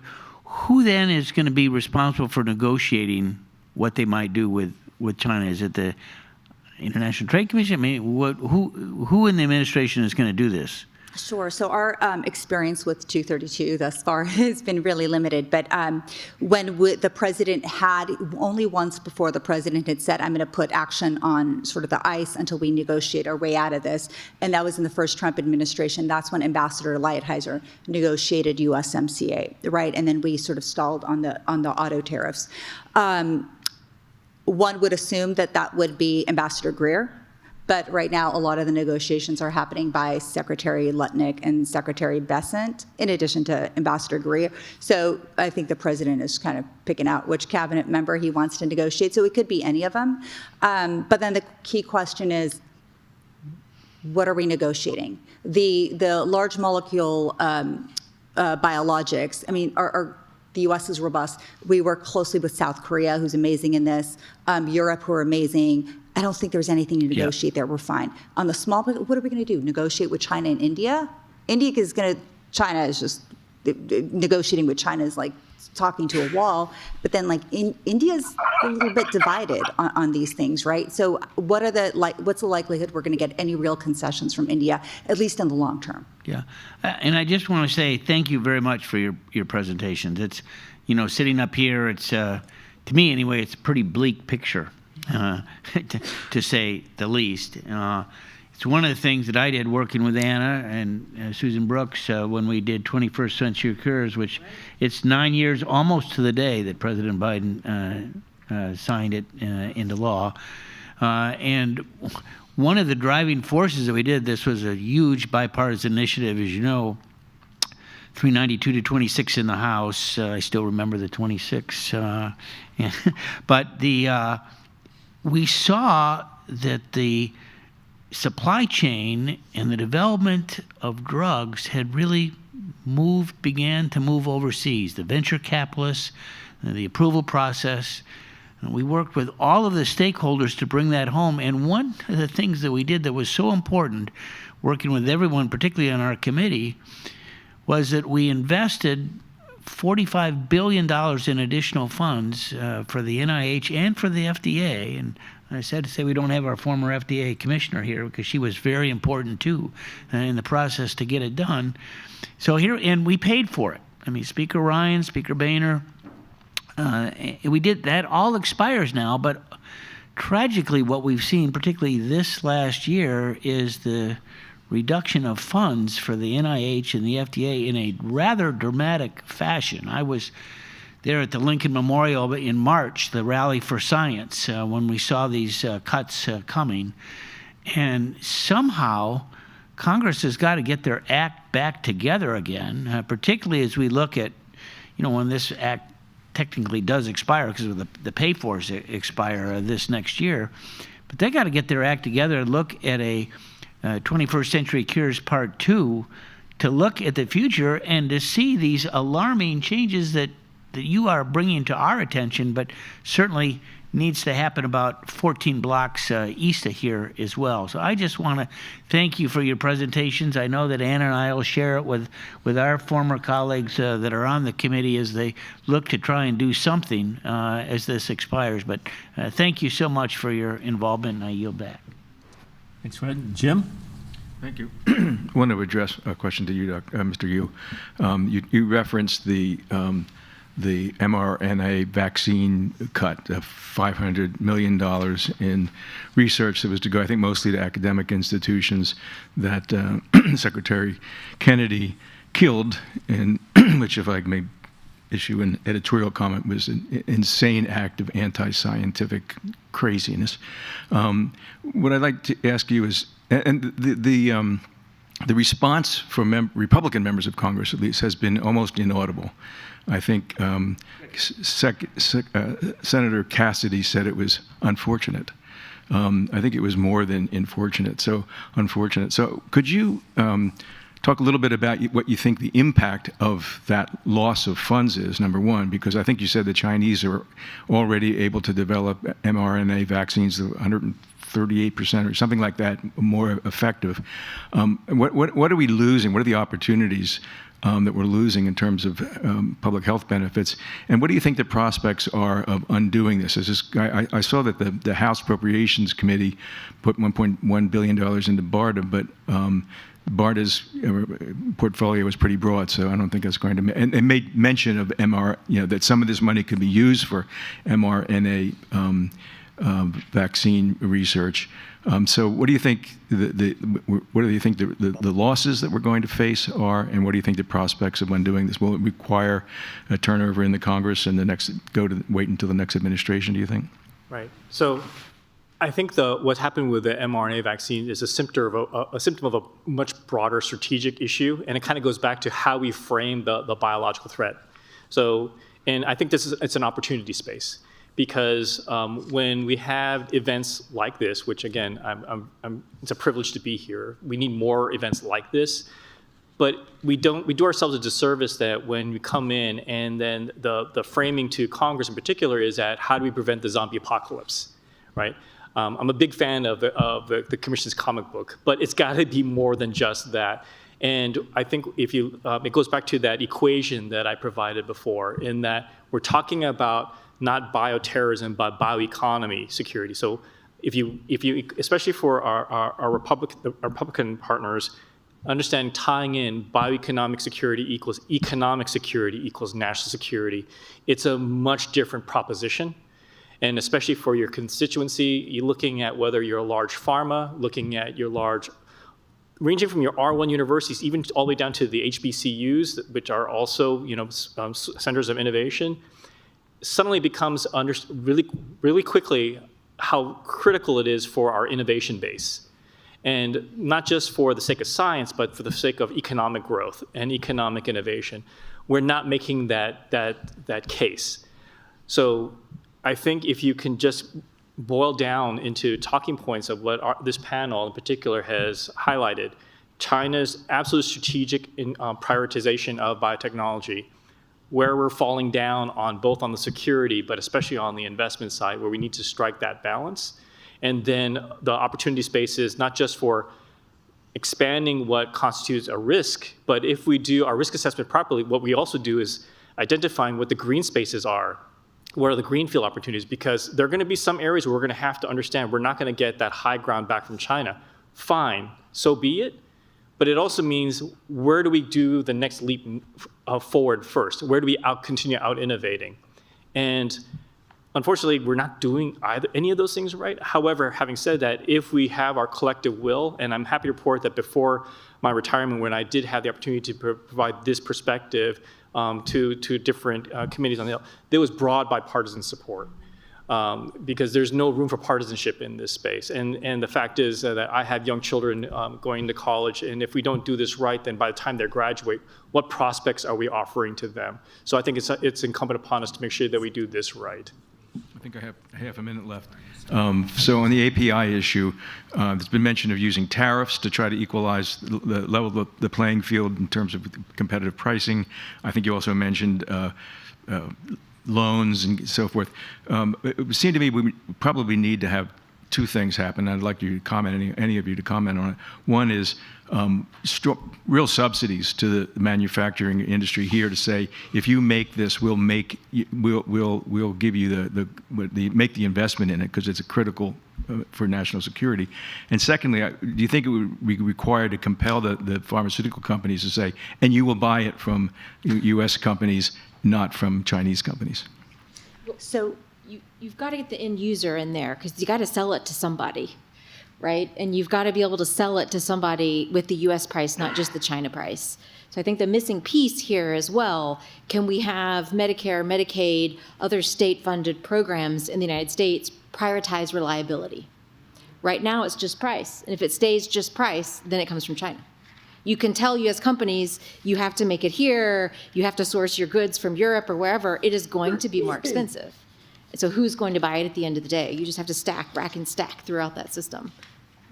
Insurance reimbursements can go a long way in terms of we'll reimburse if it's American-made or ally-made, but not if it's China-made. We have sort of different legal tools to do that. You can if you subsidize it enough, it would seem that the price could be, you wouldn't have to increase the price. You subsidize the manufacturers, and therefore they can sell it to the pharmaceutical companies at a lower price. Is that not right? Here's my experience. So when we try to get like a domestic industry up and running, right? First, we've got to have a level playing field. And then we have two choices. We wait for market forces to kind of find its way to invest in that sector, or we use government funding, subsidies, et cetera, to accelerate. And I think government funding is a really, really important accelerant. But then what happens? We've built this company, right? And this is sort of what the government is grappling with in critical minerals. You built an industry, you've built a company. If you don't keep the playing field level, they'll just get decimated by China, and all that money will go down the toilet. So we build a company, we use subsidies to accelerate, and then we have to find, as Melanie said, we have to find end-use market. And I think we can do that very effectively legislatively, either through insurance or just plain old what was done in the first Trump administration, ICTS, that's still a valid law. President Biden endorsed it too, using IEPA to prohibit transactions with foreign adversaries, right? The government has to be serious and help the private sector make the right choices. The private sector, as we know, doesn't always make the right choices, but that's why government's important. Thank you. And if I may, real quickly too, it also requires understanding the Chinese got it, and they had enormous regulatory reform. So if you think about it from our standpoint too, if you're a U.S. company and you're a biotech company, you have a unique startup, you're going to do a lot of looking to see what glide path that is already pre-approved by FDA, USDA, EPA, because coming from a bio perspective, you're not going to take that risk for branching into something new. So until the regulatory space can accommodate breakthrough, really true innovation, companies are going to be incredibly risk averse. So you have to give them the environment, the ecosystem to be able to try new things and be able to have that fighting chance to bring it to commercialization. China gets it, and so they allowed some of that permissive while at the same time maintaining quality control because they learned their lesson. Thank you. So we're past time, but Rachel or Scooter, do either of you have a quick question? Just a quick question, I think, following up on the fact that the panel has just demonstrated their knowledge of what happens in different parts of the government. One of the things that the commission has tried to do is a report card on what agencies have done, what they ought to be doing. Can you, given your experience, would you say where in the government currently would be the appropriate expertise and authority pulling together the recommendations that you've already made today to put them into a package that would affect the outcome that you've been describing as what we need to be doing? Sure, I'm happy to start that one. I'd like to see the U.S. Congress do an innovation action plan for pharmaceuticals and biotech, because this isn't partisan. This isn't one administration. China does these big 5-year plans, 100-year plans, 20-year plans. If we want to compete, we have to do the same. And I have the same experience these guys have. When I'm meeting with Republicans or Democrats on the Hill, there's interest across the aisle, across both houses of Congress to do something.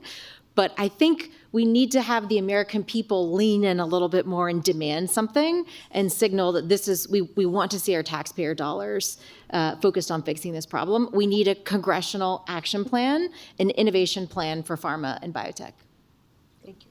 So two things right off the bat, and I already mentioned one of them, is that is very pleased to see that Congress established the Biotech Caucus recently. But then the genesis for that, and I'm not sure if the commission have already engaged with them, but absolutely engaged with the National Security Commission on Emerging Biotechnology. and they came up with multiple legislative recommendations. I can't think of a better one-stop shop to look at these issues and actually come up with some policy recommendations.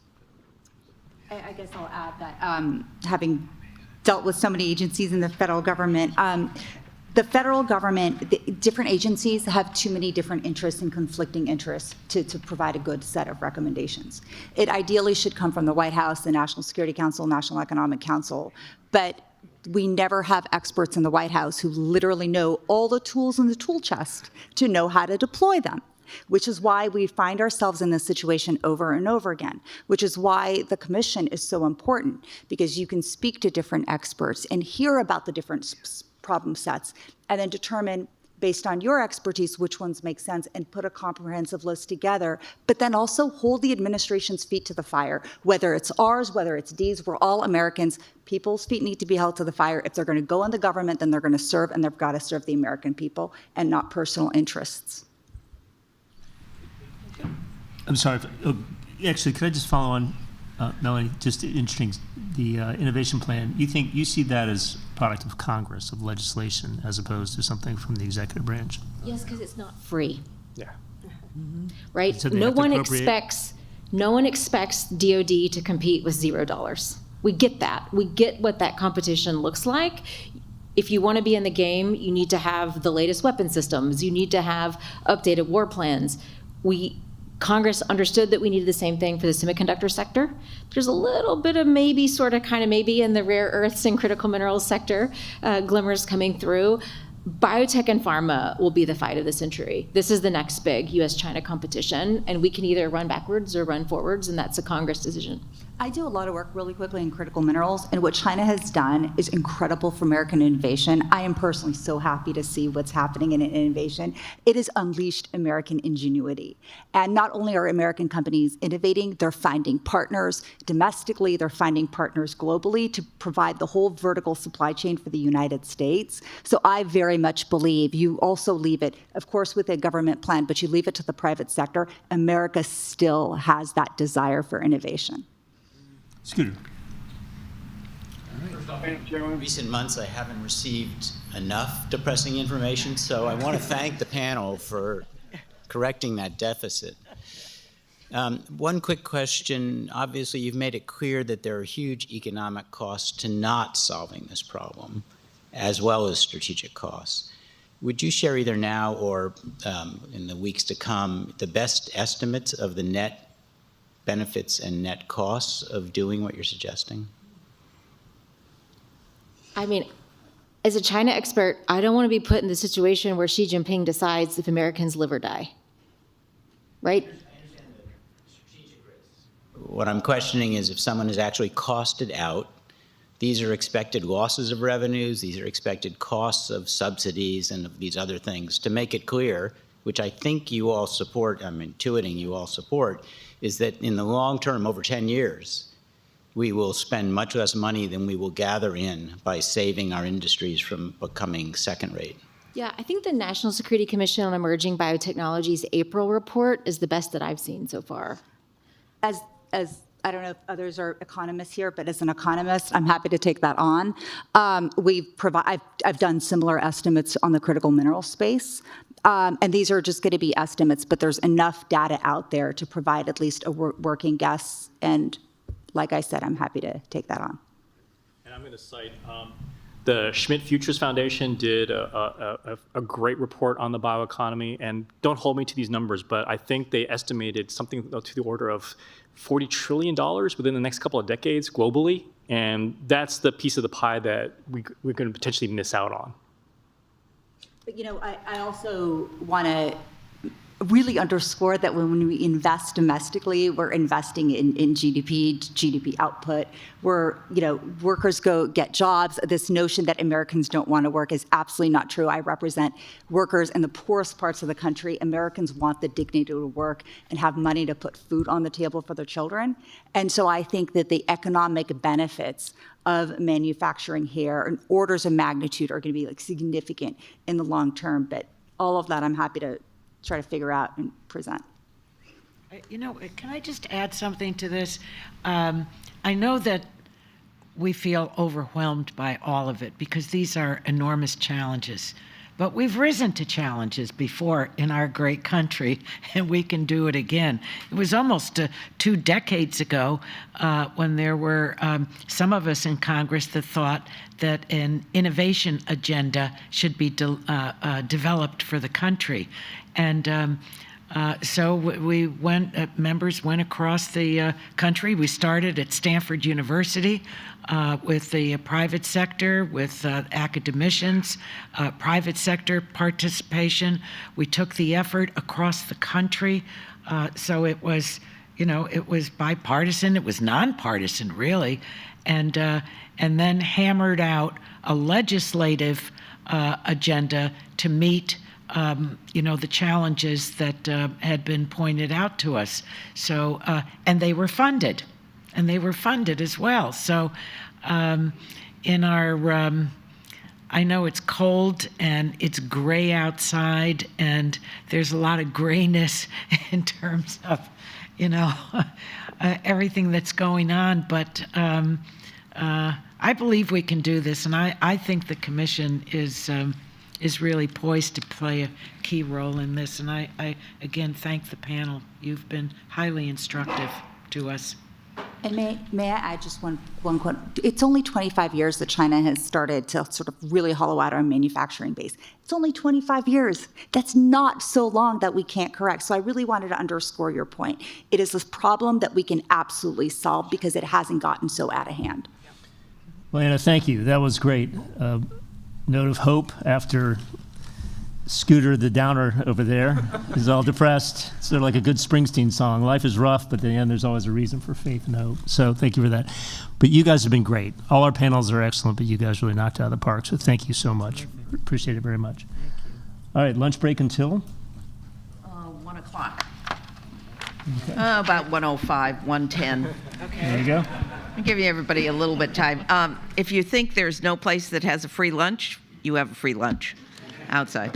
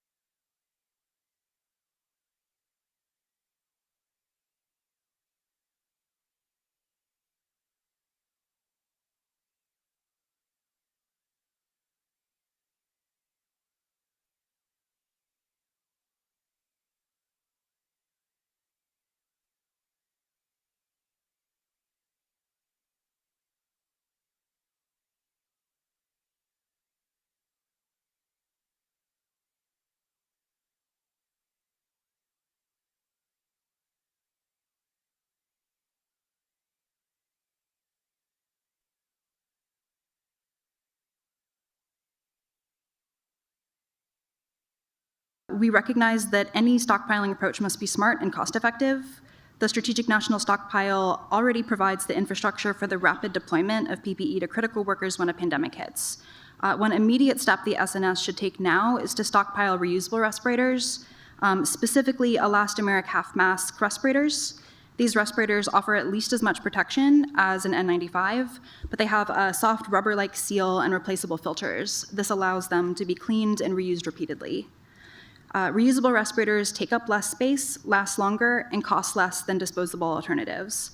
To break this down a little bit further, reusable respirators require 95% less storage space than the equivalent number of disposables and have shelf lives exceeding 10 years. These advantages make centralized stockpiling of reusable respirators 75% less expensive than stockpiling disposables over a 20-year time period. This means a single reusable respirator could replace hundreds of disposable respirators. That means better protection for critical workers and better use of taxpayer money. Over the next year, my team will be working to address key gaps in our nation's preparedness efforts, particularly around respirator protection needs and how to surge production capacity in an emergency. But while we continue improving our ability to manufacture on demand, stockpiling matters now. We can't afford to be caught unprepared when the next emergency strikes. Thank you. Thank you. Maryann.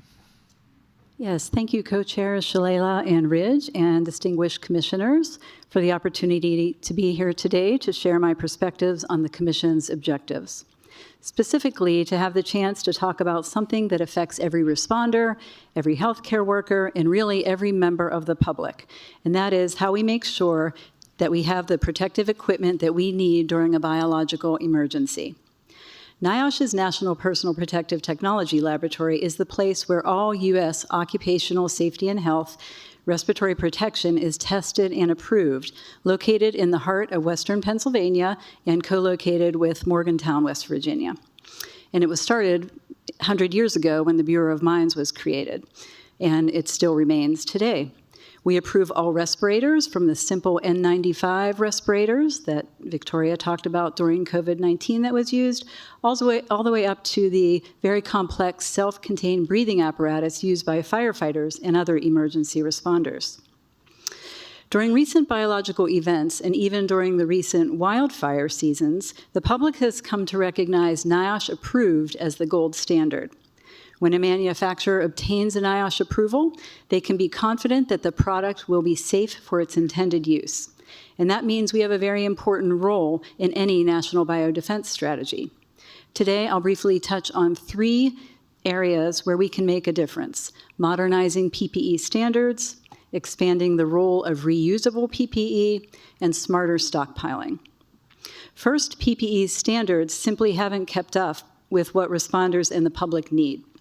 We're still missing updates to basic fit requirements, shelf life validation methods, and we don't yet have a national standard for public use respirators, something that would help protect children, people with disabilities, and workers outside of traditional workplaces.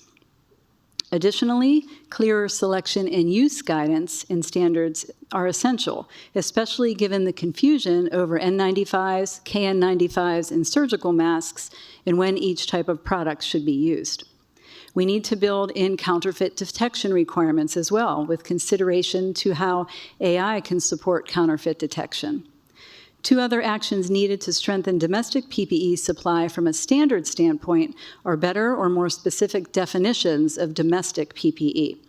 Current Made in America rules are very vague, likely resulting in widely variable interpretations and reporting by manufacturers, and inconsistent and counterproductive implementation of programs and contracts.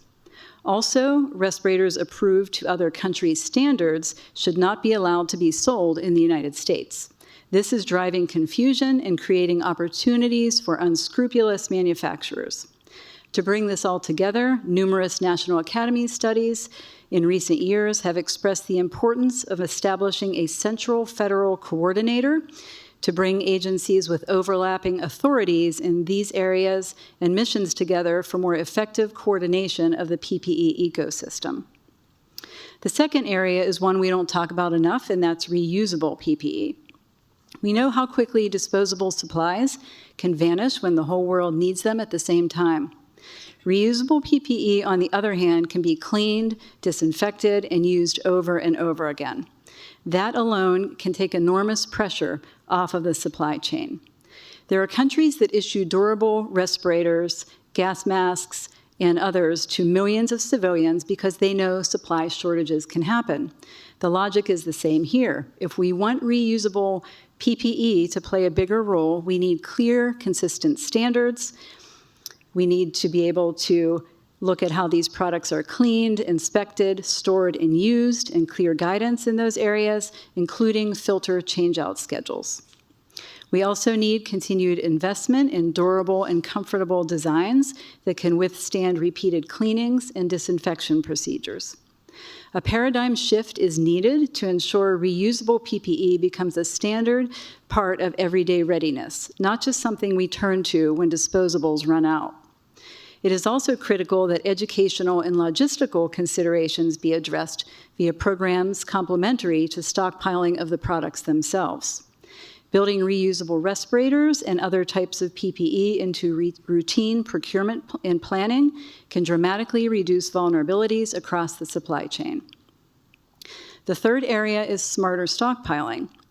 The nation is putting a lot of effort into domestic manufacturing right now, but even the best manufacturing base can't help if stockpiles are not managed effectively. That brings me to a key point. We need to move beyond the traditional store it and hope we never need it model. Manufacturer-managed inventories or organization-managed inventories are smart alternatives. With manufacturers or organizations rotating products continuously, everything remains within its shelf life. That means there are no huge losses from expired stockpiled products. There are faster, more reliable delivery because inventory is already close to the end users, and the ability for manufacturers to surge production quickly when demand surges is available. Organizations that routinely use respiratory protection should be rotating their routine stock with their emergency stockpile to keep that stockpile fresh. Holding inventory is a financial burden to all parties. NIOSH recently published tips for managing PPE and stockpiles, and disseminating this information and figuring out how to get it to the people who need it is very critical. Modernizing PPE standards, routine use of reusable respirators as well as disposable, greater use of rotating inventory models, and establishing a central coordinating authority gives us a much more flexible and resilient preparedness system. If we take these steps together, we'll be far better prepared for whatever biological threat comes next, natural, accidental, or deliberate. And we are committed to helping make that future a reality. Thank you. Thank you. Nicolette. Thank you so much for having me. I want to apologize. I am coming down with something, so apologies if it's hard This to hear is the me. right place. I know, right? I wish I had a respirator right now. I first want to thank you for having this conversation, because as we are seeing various aspects of the geopolitical threat environment shift, it is important to continue to keep the role of the supply chain and the role of supply chain and biodefense top of mind. So it is incredibly important to have this conversation. And given that my co-panelists have covered so much already, I will just quickly try to move through some of the vulnerabilities as we consider what the landscape of the global supply chain looks like today, some roles that we see for the federal government and federal government partnerships, but also policy that would drive industrial-based strategies to enhance domestic manufacturing and secure some of the international supply lines. I think one of the very real operating realities of this is that if it were very simple to do, this would have already been done. And so acknowledging the complexities that exist, but also suggesting the policies and economic drivers that help to actually shift us towards a more ready posture are what we're seeking to do. As you said, I am the Chief Policy Officer of the Healthcare Distribution Alliance. HDA is about 149 years old and have been working with distributors in that time. So understanding the role of the supply chain and distributors is incredibly important to who we are and what we do, in a role that we take very seriously, moving about 96% of all medical products on a daily basis. And so as I lay that out, part of the reason that I think it's so important is because as we're thinking about solutions that involve the rotation of product in the supply chain and the movement of product to where it needs to get, distributors have to be front and center in that and play a very important role in thinking about how we continue to rotate this product on a daily basis so that we do not have a situation where we have expired product at the time where we need it the most. I also want to talk about the linkage that exists between the healthcare supply chain, between the pharmaceutical supply chain and the med-surg. I know this meeting is focused on the PPE supply chain, and it's critically important. I just would encourage us to not lose sight of the fact that in a moment where we need personal protective equipment, we very likely will also need medical countermeasures and other products in the pharmaceutical supply chain to sustain public health. And so as I saw that Twisted Sisters title, it is not lost on me that one of the twisted sister relationships that exists is the one between the pharmaceutical supply chain and the need to move product, as well as with MedSurg and the need to move the equipment that we will rely on. We do know that the U.S. depends heavily on foreign sources for key materials and medical products. This is a result of a 30-year economic policy that it will be impossible for us to shift overnight. However, recognizing that adversaries can exploit the supply chain through various policies, export controls, trade restrictions, even targeted cyber attacks and physical attacks, it is important for us to think about how to harden infrastructure and diversify supply chains. However, also thinking about how we are thinking about strategic reshoring so that we are not over-concentrating our domestic reliance in maybe a particular state or a particular region is also important to this. So thinking about how we can actually maintain a sufficient level of geographic diversity while avoiding even a concentration in domestic landscapes to avoid additional vulnerabilities. While both on the pharma and MedSurg side, I would point you to an example such as the flooding that occurred in North Carolina, where a North Carolina plant that produced about 60% of U.S. IV fluids was impacted and it triggered nationwide shortages. So that's an example of why thinking about overconcentration is incredibly important. So as it relates to the recommendations that we would offer, we think that there is a critical role for partnerships between the private sector and the federal government, but we also think that state and local governments play an important role here as well. So as we're thinking about stockpiling, not just looking at the role of a federal stockpile, but also regional stockpiles. We've heard from states that having a state-run stockpile can be incredibly expensive, but regional stockpiles where states are working in a collaborative and thinking about the cost share and partnering with the private sector have a proven record of success and have been proven to be something that we can actually take forward and think about being able to rotate product as those states are working in a compact. As we're thinking about federal investment, also thinking about how federal investment can actually be targeted at low margin but essential products is critically important here, again, in an effort to reduce or undo some of the economic policy challenges that we've seen in the past. And then finally, I would just offer that the opportunity to think about vendor managed inventory, thinking about allowing manufacturers and distributors to hold and rotate products so that the burden is not solely on the SNS or these regional stockpiles can significantly expand our capacity and allow for us to have more product on hand and also forward position for deployment. Thank you. Well, thank you. I've got a couple questions and we'll pass the baton up here. Nicolette, you make a lot of sense when you talk about regional stockpiling.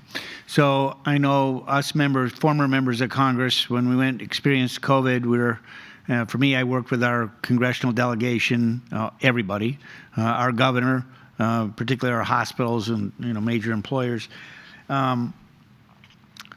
Where have you seen regional stockpiling actually? I know the federal government is now trying to pass the baton to the states and locals. What specific areas have you seen where regions have come into play to say, we can help? I mean, where have you seen that across the country? Because I've not seen it in my district, at least at this point.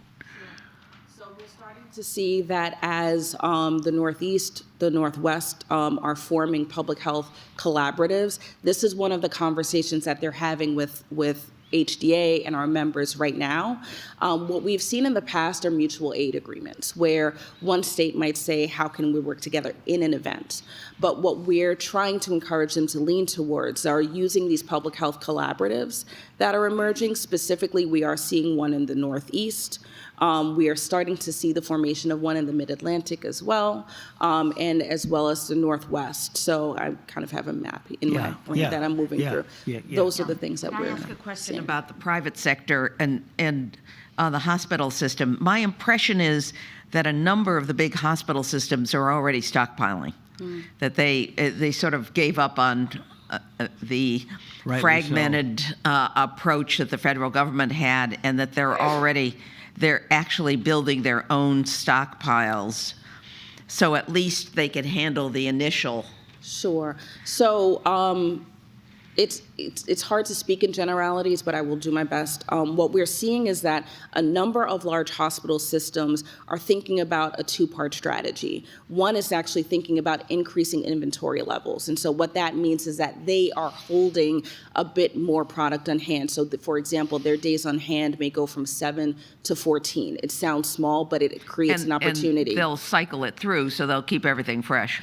So they are keeping that inventory on hand, but they are actually working with distributors to do that vendor managed inventory strategy. That way they don't have to necessarily do, many hospitals don't have the warehousing capabilities that would allow for them to do that VMI on their own. And so they're working with distributors so that the distributors are holding that product for them. There's a dedicated amount. In some instances they're going to 30 days, some instances rare, but they're going to 6 months as well. And they're asking the distributor to hold and rotate that product that is dedicated supply for that hospital. Victoria, I'll confess I had to go to my local hardware store, one of my favorite places, to buy an N95 mask a couple weeks ago. And I think I had to buy 3. I think the packet said I had to buy like 2 or 3 versus 1. I would have far preferred to buy 1 with multiple filters that I could clean, but I don't know that that's available to the average consumer, is it? I mean, this was pretty large. You know, these are the Home Depots and Ace and Lowe's. Do they sell filters, replaceable filters, you know, that the average consumer can? Maybe I just didn't look at the right aisle.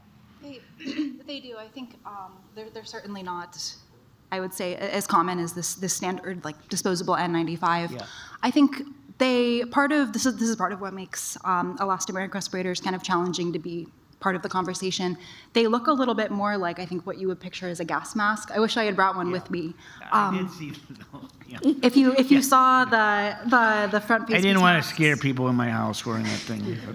You know, I think that it highlights a really important point about what it's going to take for reusable respirators to be widely used, especially in industries like healthcare, where you do have pretty specific needs in terms of how a healthcare worker is presenting themselves. I think there are innovative reusable respirators on the market. You know, I could show you examples of reusable respirators that look quite similar to a disposable respirator. They're certainly not any scarier, and I don't think people would have any objection to a healthcare worker using them. They haven't made their way entirely into these kind of Home Depot shelves. They certainly do exist, though. So my last question, and it goes back to what I first said this morning, I don't know if you were here then or not, but I talked a little bit about the funding of the national stockpile and how it had been almost $14 billion during COVID, and this last fiscal year was $980 million. I suspect that's what's in the CR now. I've not poured through the pages. Where are we in terms of where we should be in terms of not only respirators but also on the most simple tactics, that be the N95s? Where are we in terms of a percentage of what we should have in a stockpile today? What should we? So, I think I can't speak specifically to what exactly is in stockpiles, federal stockpiles or stockpiles across the country. I think we have a long way to go, and for one of the reasons being what I mentioned in my opening statement, which is most stockpiling is currently targeted towards healthcare workers. So as it should be. Yeah, I mean, I think as Nicolette mentioned, like we're seeing a lot of hospitals that have their own stockpiles. We see a lot of stockpiling efforts happening outside of the federal government, but by and large, the number of people who are going to need respirators to work in person in an emergency is, I think, much larger than people are aware. And it's not to say that they're more important than healthcare workers. I mean, healthcare workers are, by definition, the most frontline workers, but they're certainly not the only workers. Yeah. And right now, very few groups are even thinking about them as being the recipients of a stockpile. Mm-hmm. Anybody else have a thought on that? Yes, there are a number of both filtering face piece respirators and elastomeric respirators in the stockpile right now. During 2020, the SNS purchased about 750,000, or half of the 750,000 authorized elastomeric respirators that they plan to evaluate as a result of some studies that we did in the years prior to 2020 and 2021. 21. Thank you. Tom, do you have a question? Well, thank each of you for coming today and giving us your presentation and the benefit of your wisdom and your experiences. I really can't think of a more compelling demonstration of the need for effective public-private partnerships than this. It just seems to me that it's an obvious challenge, but I'm curious if each of you could give us your appreciation of the importance of public-private partnerships and what would make a more effective one than the one we have today. What would you recommend on how we could improve the relationship between the public and the private sectors in creating these public-private partnerships? And maybe we'll just start with you, Nicolette. Sure. So I fully agree. I think public-private partnerships are very key here. The reality is that when we're thinking about especially an event that's going to touch any of the 50 states, we rely on infrastructure, and we're going to need that infrastructure that the private sector touches every day. So we're going to depend on the public sector policy, but it's going to have to be driven by the private sector. I think one of the largest challenges that we've seen is that when there are changes in administrations, when there are changes in policy, private partnerships have to reset with each of those changes. And so it is very difficult to have a partnership that sustains not just in the mechanics of the partnership, but in the level of detail and the granularity as it relates to everything from what information needs to be shared, the timeliness of that information, and what agreements exist as it relates to the roles and what would need to be deployed. So that is just one of the challenges that we've seen over time. I would say the other challenge, and this is something that I think is a real national security threat, is that the urgency of maintaining the partnerships wanes when there's not an emergency. And so there's a lot of resetting that has to happen every time there is a national emergency because we're not investing at the same level in that work in between events. Thank you. Very helpful. Maryann? Yes, if we look at NPPTL, in 2001 when we were established, our motto was quality partnerships enhance worker safety and health, and that motto remains today. We have very close relationships with the manufacturers, including the International Safety Equipment Association and the American Medical Mask Association, as well as HIDA, the Distributors Association. We also have very close partnerships with the unions, and firefighter unions, healthcare unions, and miner unions are our main areas, stakeholder groups where we work.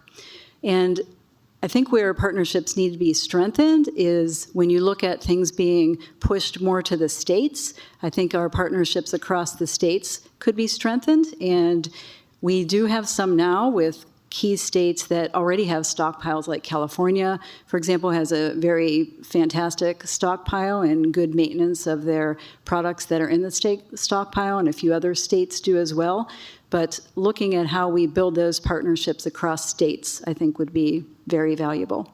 It's very helpful. Thank you. Victoria. Yes, echoing a lot of the previous statements, agree completely. I think one of the most important elements is consistency. When you're thinking about pandemic preparedness, these boom and bust cycles of care and kind of neglect are some of the biggest challenges. I mean, especially thinking about, what we know about manufacturers and their needs. Getting this stable demand signal, both from users, from government, is really the only way that they're going to be able to be a partner. We're already seeing a lot of small manufacturers that are closing after the COVID-19 pandemic. These companies no longer exist. And so I think partnerships are meant to strengthen the industry as a whole and continue to basically allow these products to continue to exist when the next crisis occurs. Thank you very much. Jim?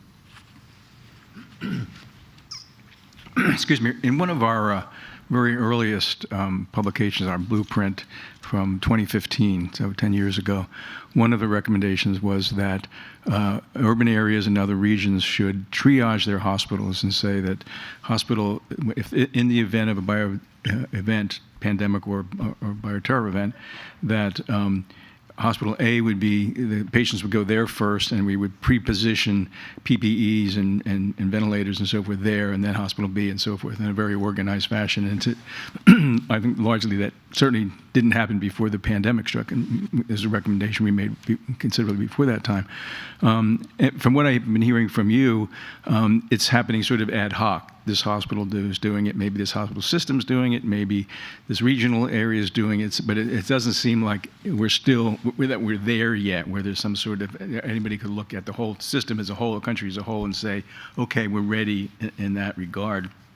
And so I wonder if you could expand a little bit on why you think that hasn't happened, and what it would take to really feel like we've got this thing beat comprehensively. And the other question is to what extent is it a problem that, and I assume that this is the way it works, if a hospital stockpiles a bunch of stuff, they're not going to get reimbursed for it until they use it, I'm assuming. You've got a patient has to need it, and then the insurer is billed for it, as opposed to they could spend theoretically millions, hundreds of thousands of dollars, millions of dollars to stockpile all this stuff, and it's just sort of sitting there, and it may never be used, right? So if I'm right about that, well, I should ask a question.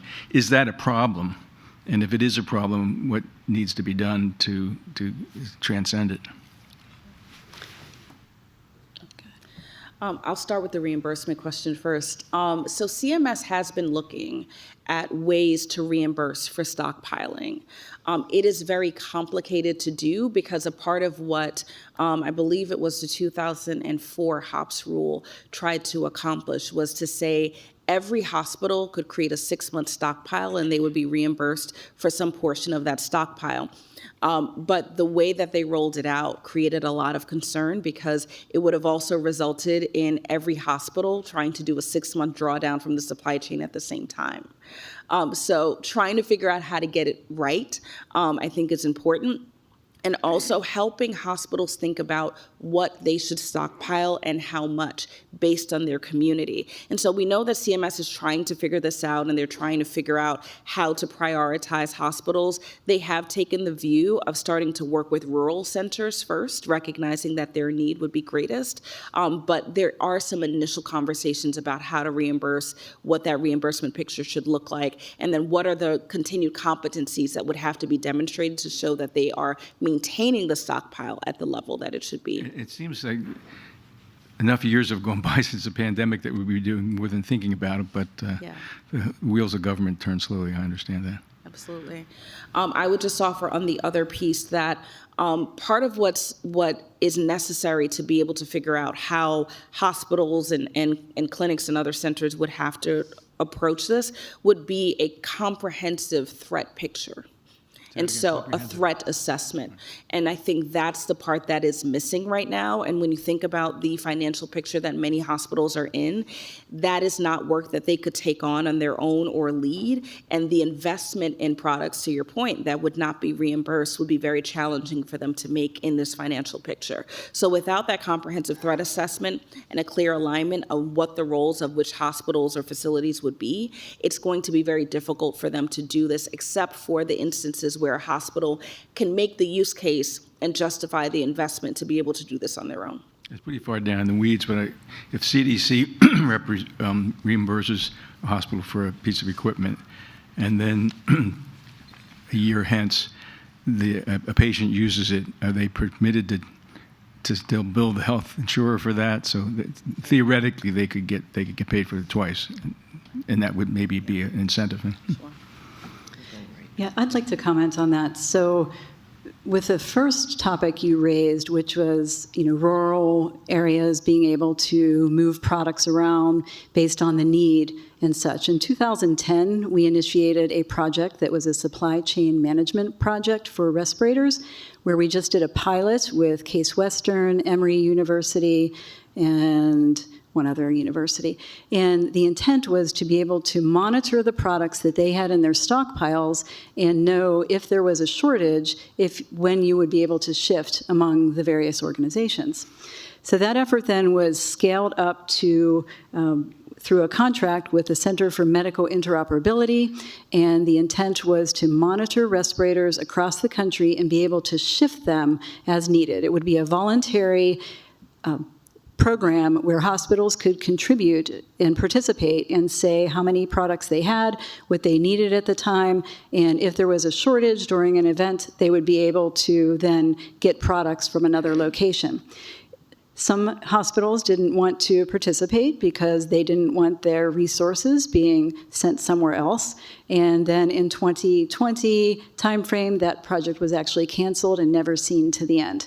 So I think when it comes to that type of effort, that type of thing, whether it's run by us or some other organization in the government, would be very valuable to have people voluntarily be able to participate in this type of effort and say they want to share their supplies if the need arose.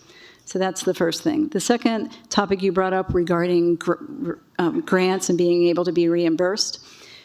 FEMA had a program, or has a program, I think it's delayed right now, but the program is that they have grants that they offer to fire departments to purchase turnout gear and self-contained breathing apparatus.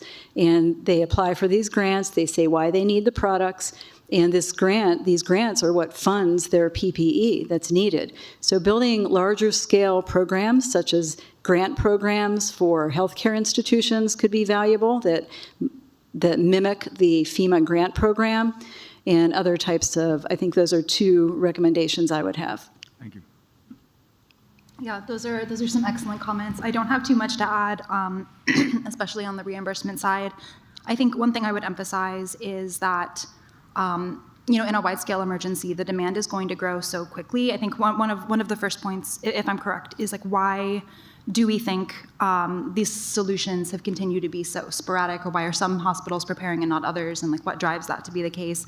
And I think that an inconsistent understanding of the risk alongside inconsistent resourcing, I think this is part of why we need to have a much stronger centralized planning, more centralized planning, since what we saw during the COVID-19 pandemic, community spread turned into COVID detectable across all 50 states within, I think, a couple of months. That means that demand is going to be extremely high, essentially from day zero across almost every hospital system. And so these sharing programs can certainly be advantageous, but in something incredibly wide scale, I still see that leaving many gaps. Thank you. Anna. Thank you for your testimony, each one of you. And thank you, Nicolette, for coming and not feeling well. There can't be a worse combination of having to speak in public and feel lousy. So thank you for pushing yourself to bring your wisdom to us. I didn't quite get a clear answer. Are there any local, state, established centers for distribution now, or it's all being talked about? There are local and state stockpiles. There are. Yes. And are those part of the federal government's efforts, or the other ones that was being mentioned? I think Mr. Upton was asking the question about it, not knowing of any in his state or his region.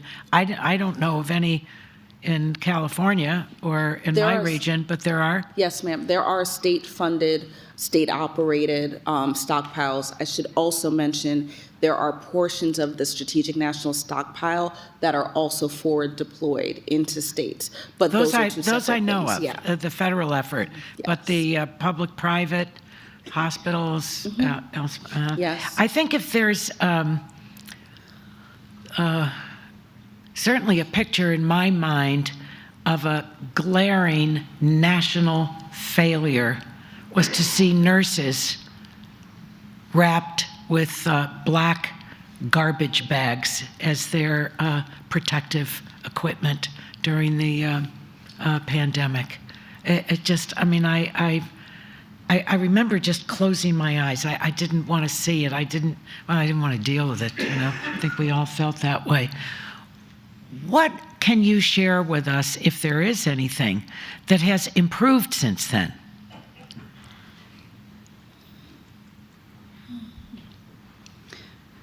I could say that the Asper Industrial Base Exchange has a new name now. They have increased. New name, and what does that mean? Asper Industrial Base. Well, I know what Asper is. So yeah. Asper's program to build capacity in the industrial base has built up capacity for N95 respirators, surgical masks, gowns, and gloves, as well as melt-blown material that is used for filtering face piece respirators. Are those all American-made products? Yes. They are. Yeah. Yes. I know that so many of the significant- hospitals in my region, they finally received their product, and it was worthless. It was just junk. In plain English, it was junk. It wasn't even usable. That's why I'm asking about American-made products.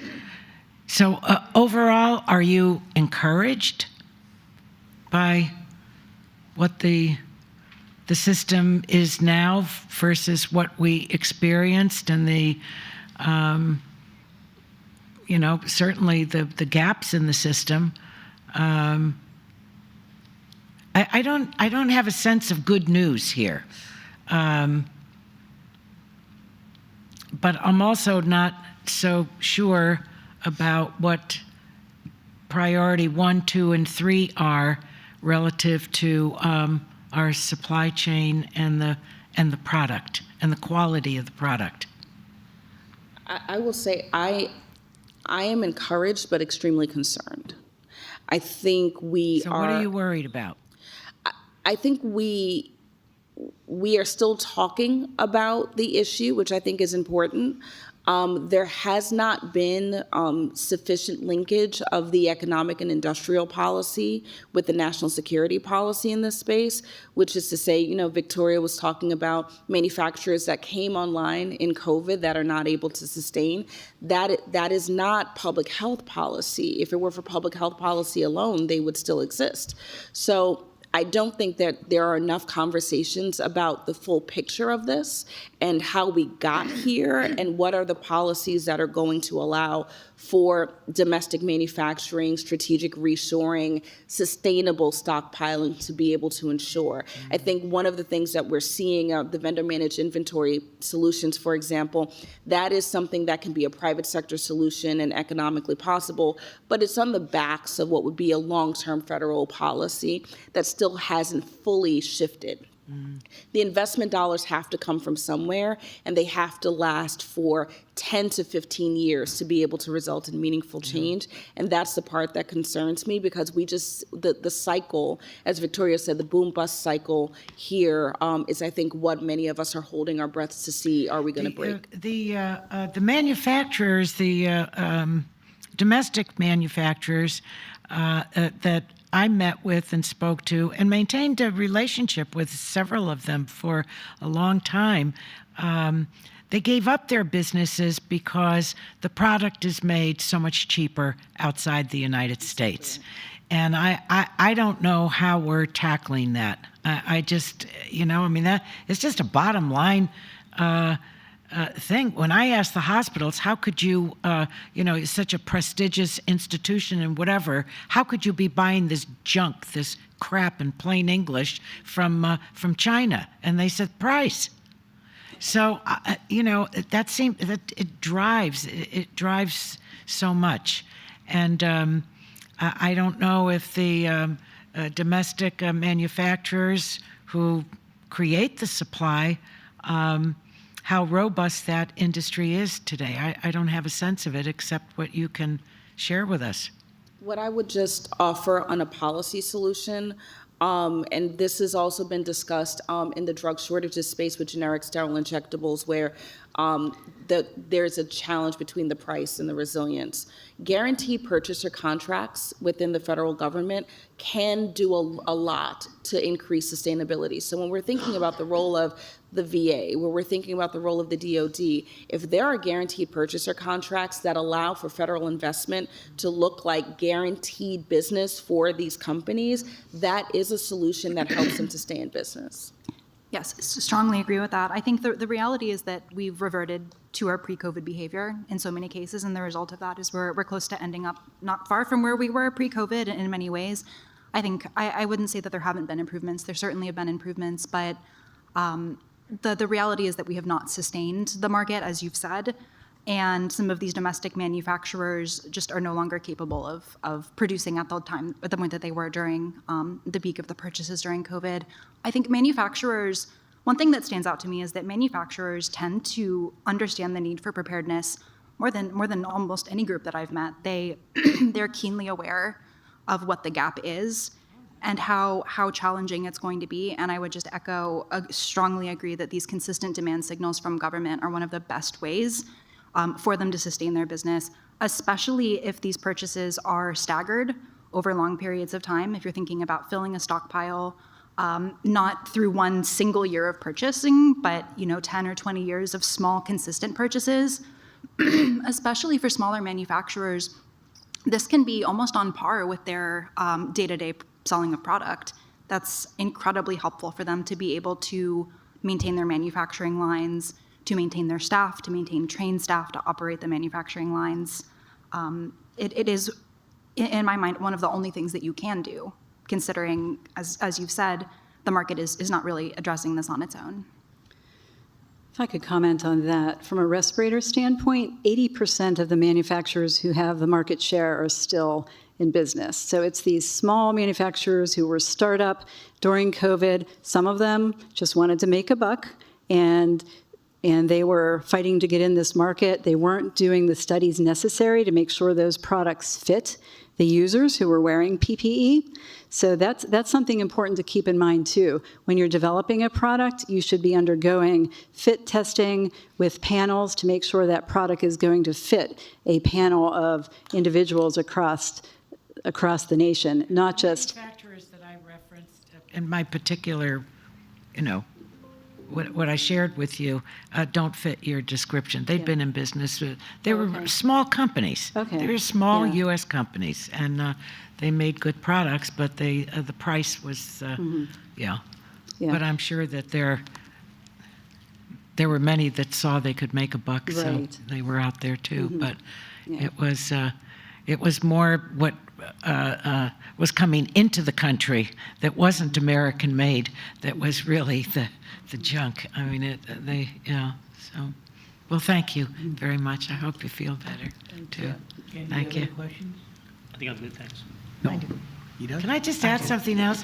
You have at this, Maryann, your surname is a somewhat famous name in the country because it's the maiden name of the former Speaker, Pelosi. This is Nancy D'Alessandro. And Victoria, we had an outstanding member of Congress by your surname, Louise Slaughter. So, Nicolette, I've got to think of something for you. Work on that. Thank you. Asha. Oh, Asha, I'm sorry. Just a few. Maryann, you have talked about the challenge to do with counterfeits. Most people, when they hear counterfeits, they immediately jump to pharmaceuticals. But we have counterfeit all kinds of things, counterfeit bullets, counterfeit rifles, and now we're talking about counterfeit PPE.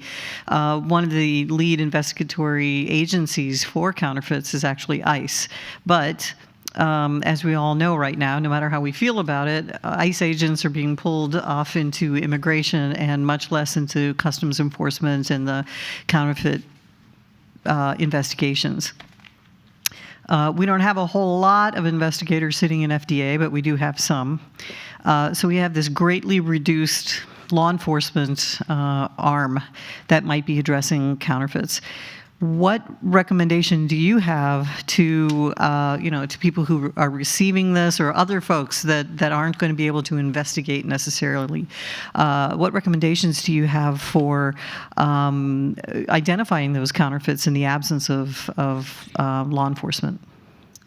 So I could say that from a respirator standpoint, we are monitoring the online marketplaces and the borders. We're working with Customs and Border Protection to make sure that they are capturing those products at the border that are counterfeit from a respirator standpoint, and then monitoring these online marketplaces. Amazon and eBay have been the largest, I guess, I don't want to say violators, but they have been the two companies where we have found the most counterfeit products, and we're working very closely with them, and they have removed hundreds of products off their online marketplaces that we have found to be counterfeit. So I think what I would recommend is that before you go to Amazon or eBay or any of these online marketplaces, Alibaba, to purchase any products, that you make sure you look at our certified equipment list if it's a respirator, to make sure that product conforms specifically to those requirements that are in our certified equipment list. Because most recently we conducted a counterfeit study looking at respirator cartridges and canisters, and those cartridges look, I wish I would have brought some, but they look identical to those products that are authentic. And unless you had them side by side and just saw the little word that was missing, you wouldn't know. And we recently conducted a study to look at those, and 220 out of 240 that we evaluated didn't even come close to meeting requirements, but they look identical. So I would say be very careful when purchasing from these online marketplaces and look at the certified equipment list. And we need to hope that NIOSH continues to be funded and can provide that list to everybody to look at.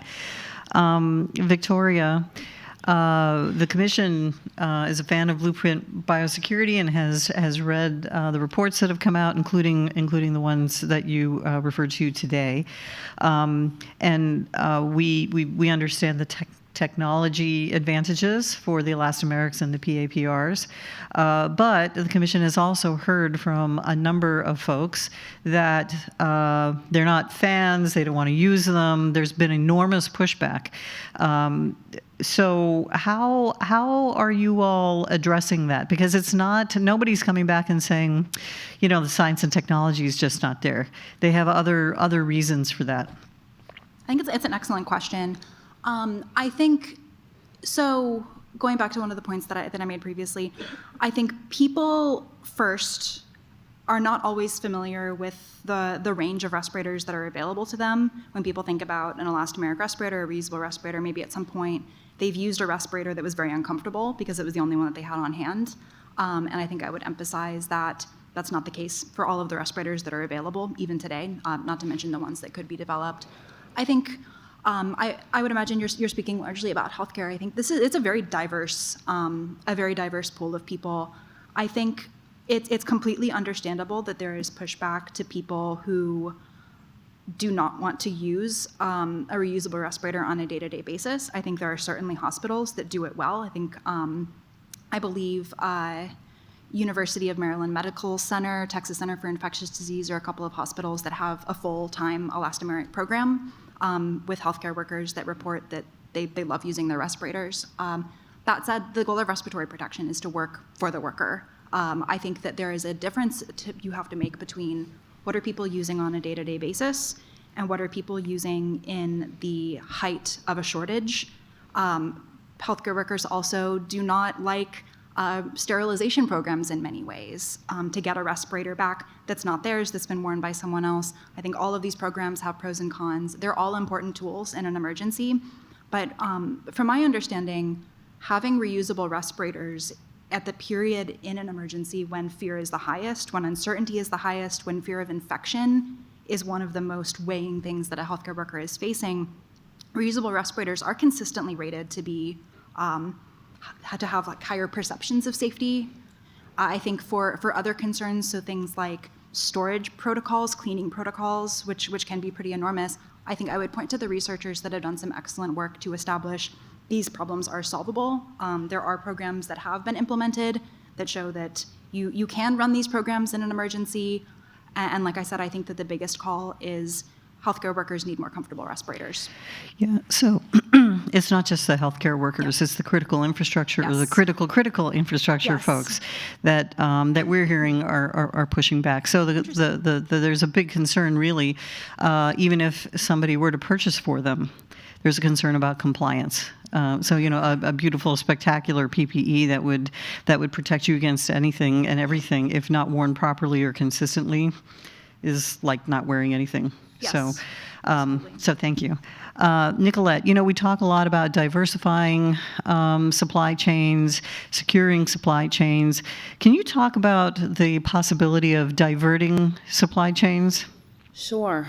So there's been a lot of work in supply chain integrity done over the last 12 years in particular.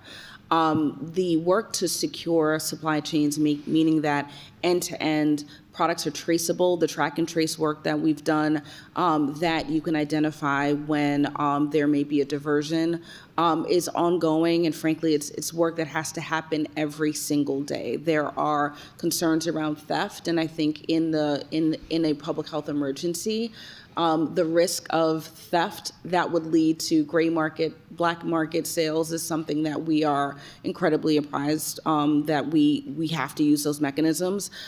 There is something that is called the Pharmaceutical Cargo Security Coalition that actually exists under HDA's banner now, that solely does this work day in, day out with manufacturers, chief security officers, across the supply chain, with distributors and with law enforcement every day. And so there is an effort to make sure that there is this coordination that's happening with the recognition that there is a risk of product being diverted.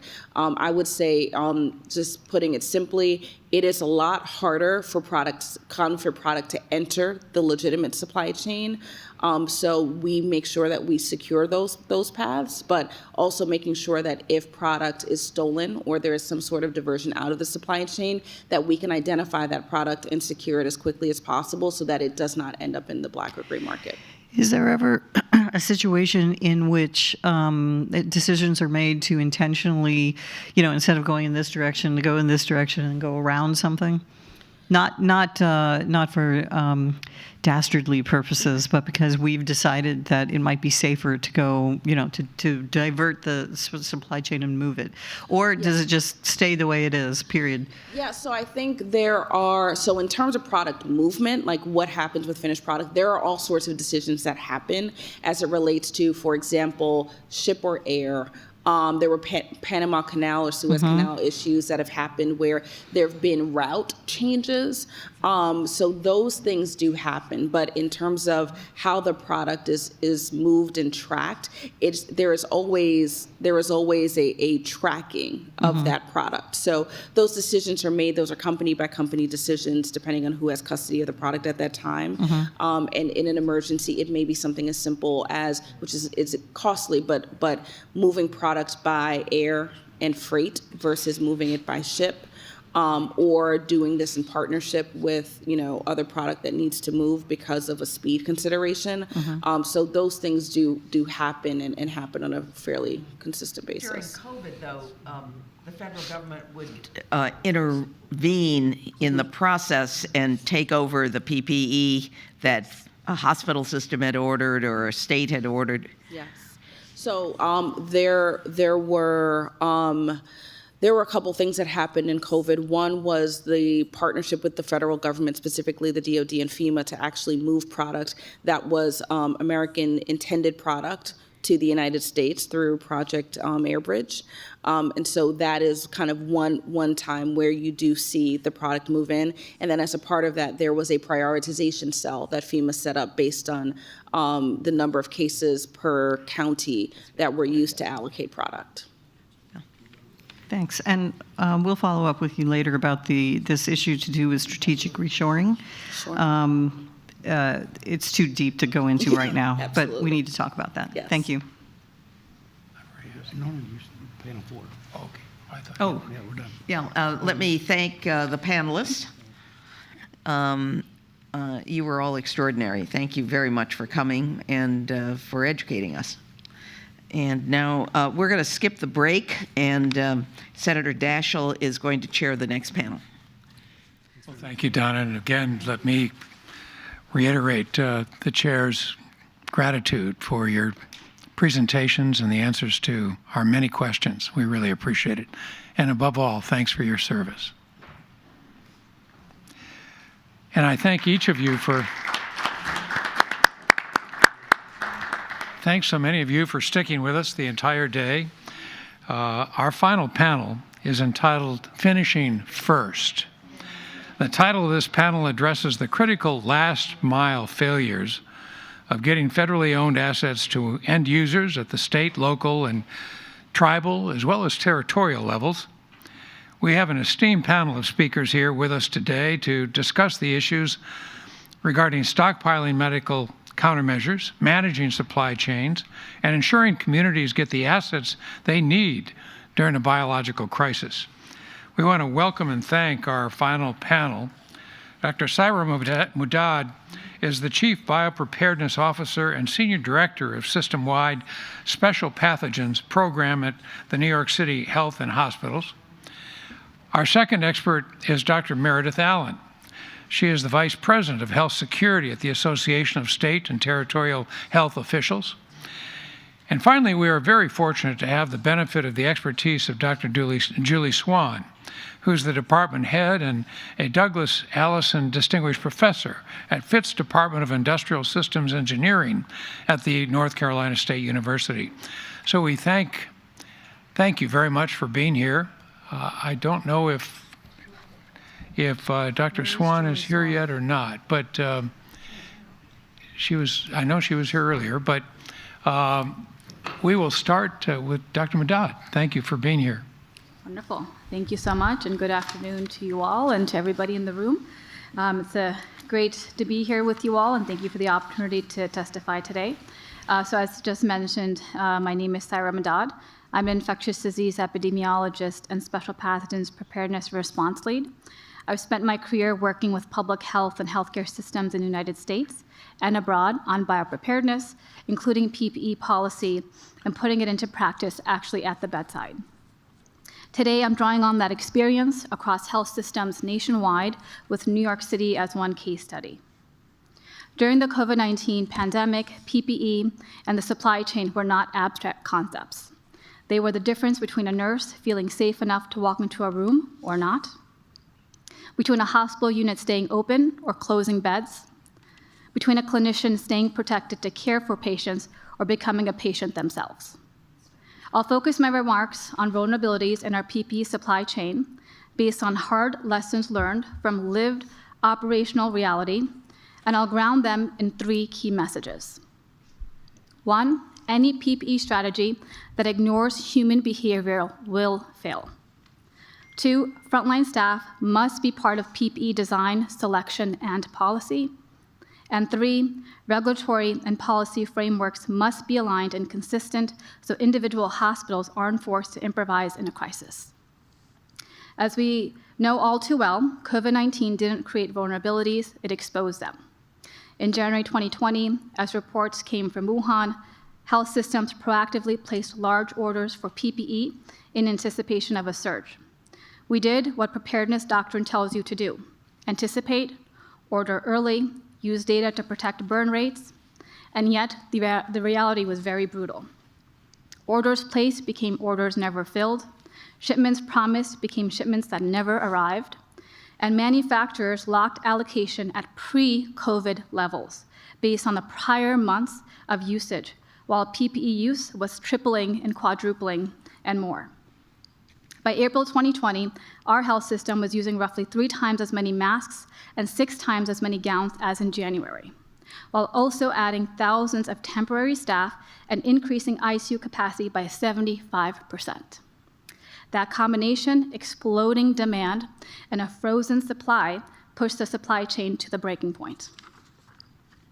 From our experience and that of other systems, the vulnerabilities are clear. We relied on a thin, globalized, just-in-time supply chain with little visibility into capacity or allocations, limited surge capability for specialized items, quality issues from non-traditional vendors, and weak links between real-time burn rate data and manufacturing. I support a just-in-case, not purely a just-in-time approach, but stockpiles only work if they're well managed. During COVID, many failed in predictable ways: expired or degraded supplies, the wrong products arriving, slow and opaque allocation and request processes, and data systems that couldn't answer basic questions like how much was actually in your stockpile. To make stockpiles truly strategic, we need action at every level. Federally set minimum PPE standards, align NIOSH and FDA, keep the strategic national stockpile at transparent backstop, and use purchasing power to anchor domestic manufacturing. States and tribes should maintain regional stockpiles tied to healthcare and coalitions, coordinate allocation through multi-agency centers, and build real-time inventory systems that reward reporting. Locally, health systems must keep surge-ready caches, strengthen logistics and quality checks, and fully integrate PPE into surge planning and training. If you rely on someone else's stockpile, you must be able to trust that what arrives is intact, appropriate, and on time. And that reliability should be treated as critical infrastructure. Let me turn to PAPRs and elastomeric respirators as potential alternatives to surgical masks and N95s. Elastomerics are highly effective for pandemic preparedness. They're most cost-effective during heavy use, generally fit better. A single model can fit most staff, and unlike constantly changing N95 models, they can be reused for years, easing training, fit testing, and logistics. They also have a long shelf life, making them ideal for stockpiling, and cleaning protocols are established, with several models now NIOSH approved for source control and specifically designed for healthcare settings. So in other words, from a technical and an economic perspective, elastomerics are an excellent tool in our preparedness toolbox. But this is where my experience in actually operationalizing these devices comes in. PPE lives or dies on human behavior and workflow. We saw this clearly with N95 decontamination. On paper, reuse looked like a smart conservation strategy. In practice, many staff were uncomfortable wearing a decont mask that had been on someone else's face.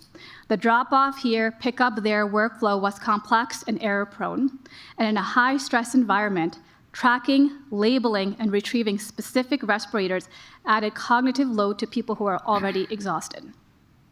The lesson is simple. If staff don't feel safe, or if the process isn't simple, it will collapse. The same behavioral and operational questions apply to elastomerics. Who is responsible for cleaning and disinfection? And is there clear guidance on products and contact times? And how do they affect communication, comfort, and stigma? Can staff be heard by patients?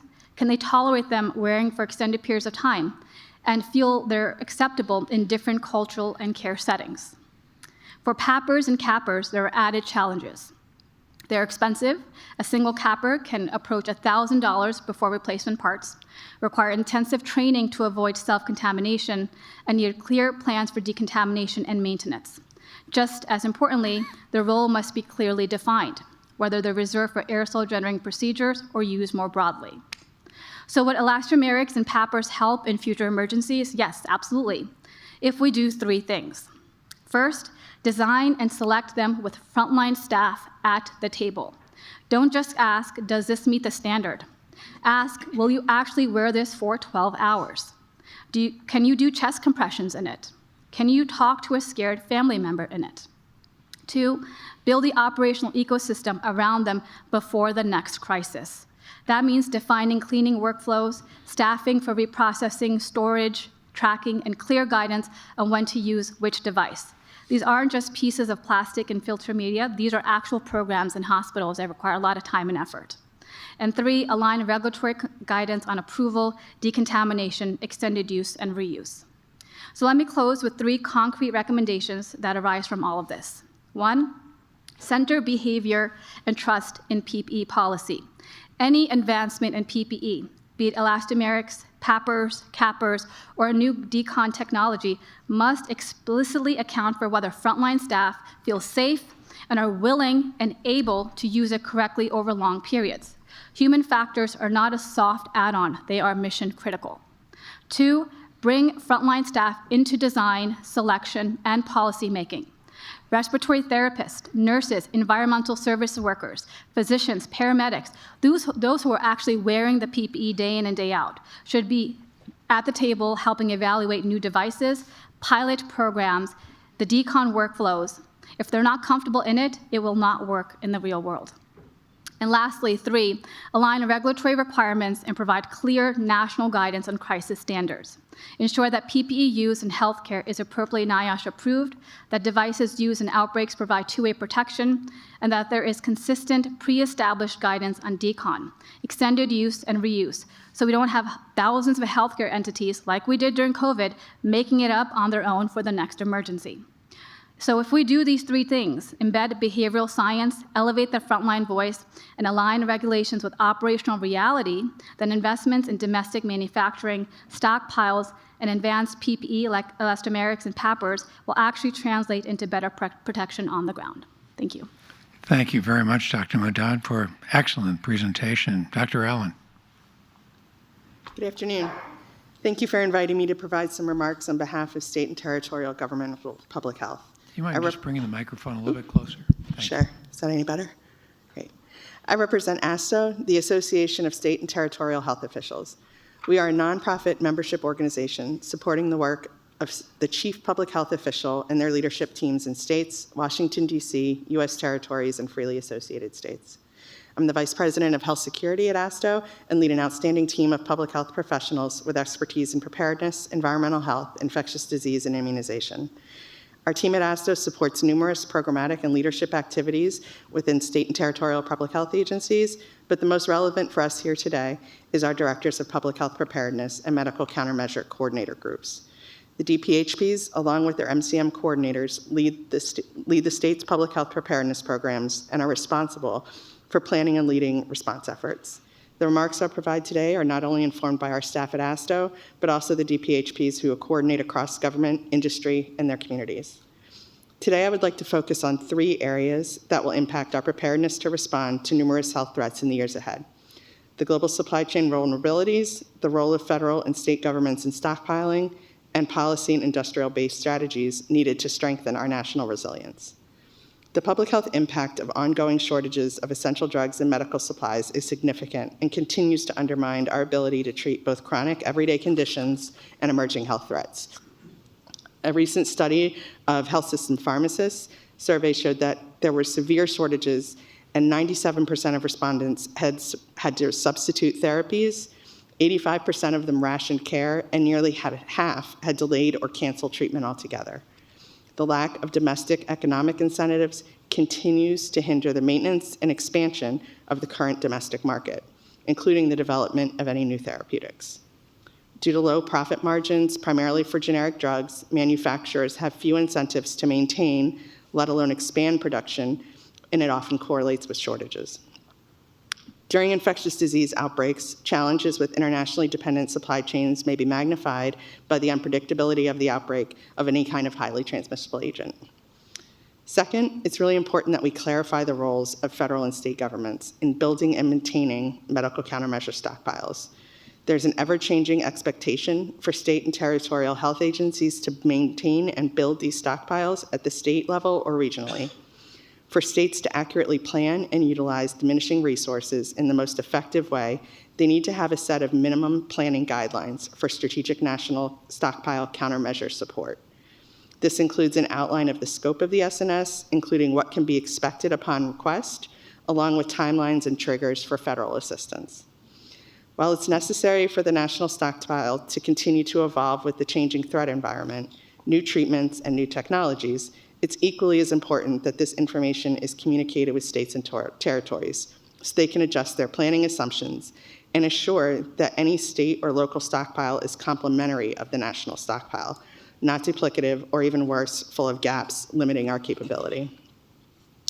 The inclusion of states or even representation of states in the Public Health Emergency Medical Countermeasure Enterprise, or FEMC, would allow states to have input into and better visibility of the current and future federal medical countermeasure asset and program. We're excited to begin conversations within the FEMC and to share jurisdictional feedback for their increased awareness with a goal of increased bidirectional education and communication. We're soon expecting to receive from SNS a document detailing items that are available in the SNS to aid in this needed clarity, and it's a good first step toward building a more cohesive stockpiling approach between the state and federal government. Additionally, states and territories need federal partners to issue clear prioritization and allocation strategies for the PPE and other countermeasures that are available, and provide further clarity on the allowable use of federal funding to support state stockpiling. Federal funding, specifically FEP and HPP funding, continue to be the main source of funding for state and territorial preparedness planning. Funding uncertainty, both at the federal and state level, is a major challenge to jurisdictional stockpiling. Stockpiling is resource intensive, requiring procurement, maintenance, and security of warehouse space, procuring new and rotating out old assets, maintaining medical equipment, and staffing. An extension of federal purchasing contracts and incentives to state and territorial health agencies for items no longer supplied by the SNS would allow states to stretch the existing funding further. Due to funding concerns and the expense required to maintain state stockpiles, it is worth noting that some states are beginning to dismantle their state stockpiles post-COVID. As an aside, there has also recently been an interest in moving additional responsibility for emergency responses from the federal government level to state and local jurisdictions. States are capable of taking on additional responsibilities. However, they need additional funding to be able to increase staffing, add specific expertise, and grow stockpiles, among other activities. It's important to note that these special circumstances and unique challenges of our territorial members, for example, there are special challenges in identifying reliable vendors, both domestically and internationally, for their individual needs.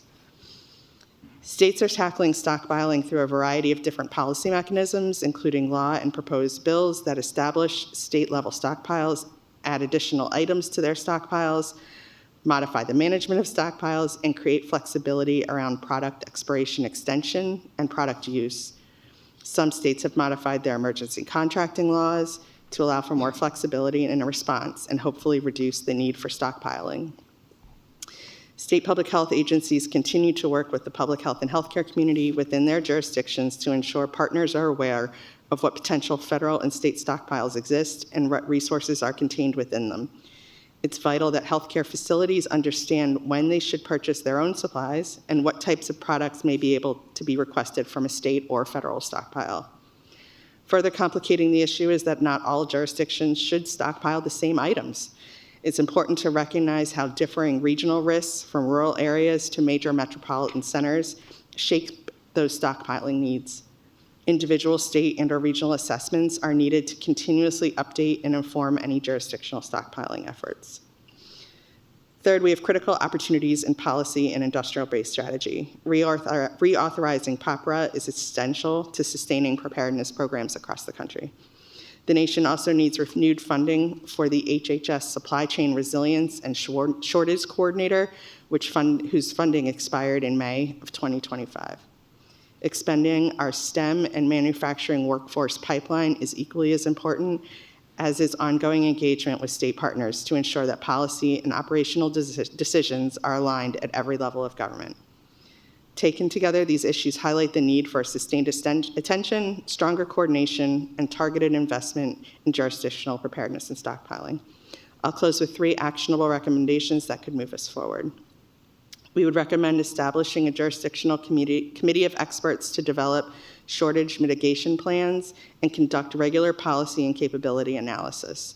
This committee should include a variety of public health, clinical, legal, and ethical subject matter experts from across levels of government and industry.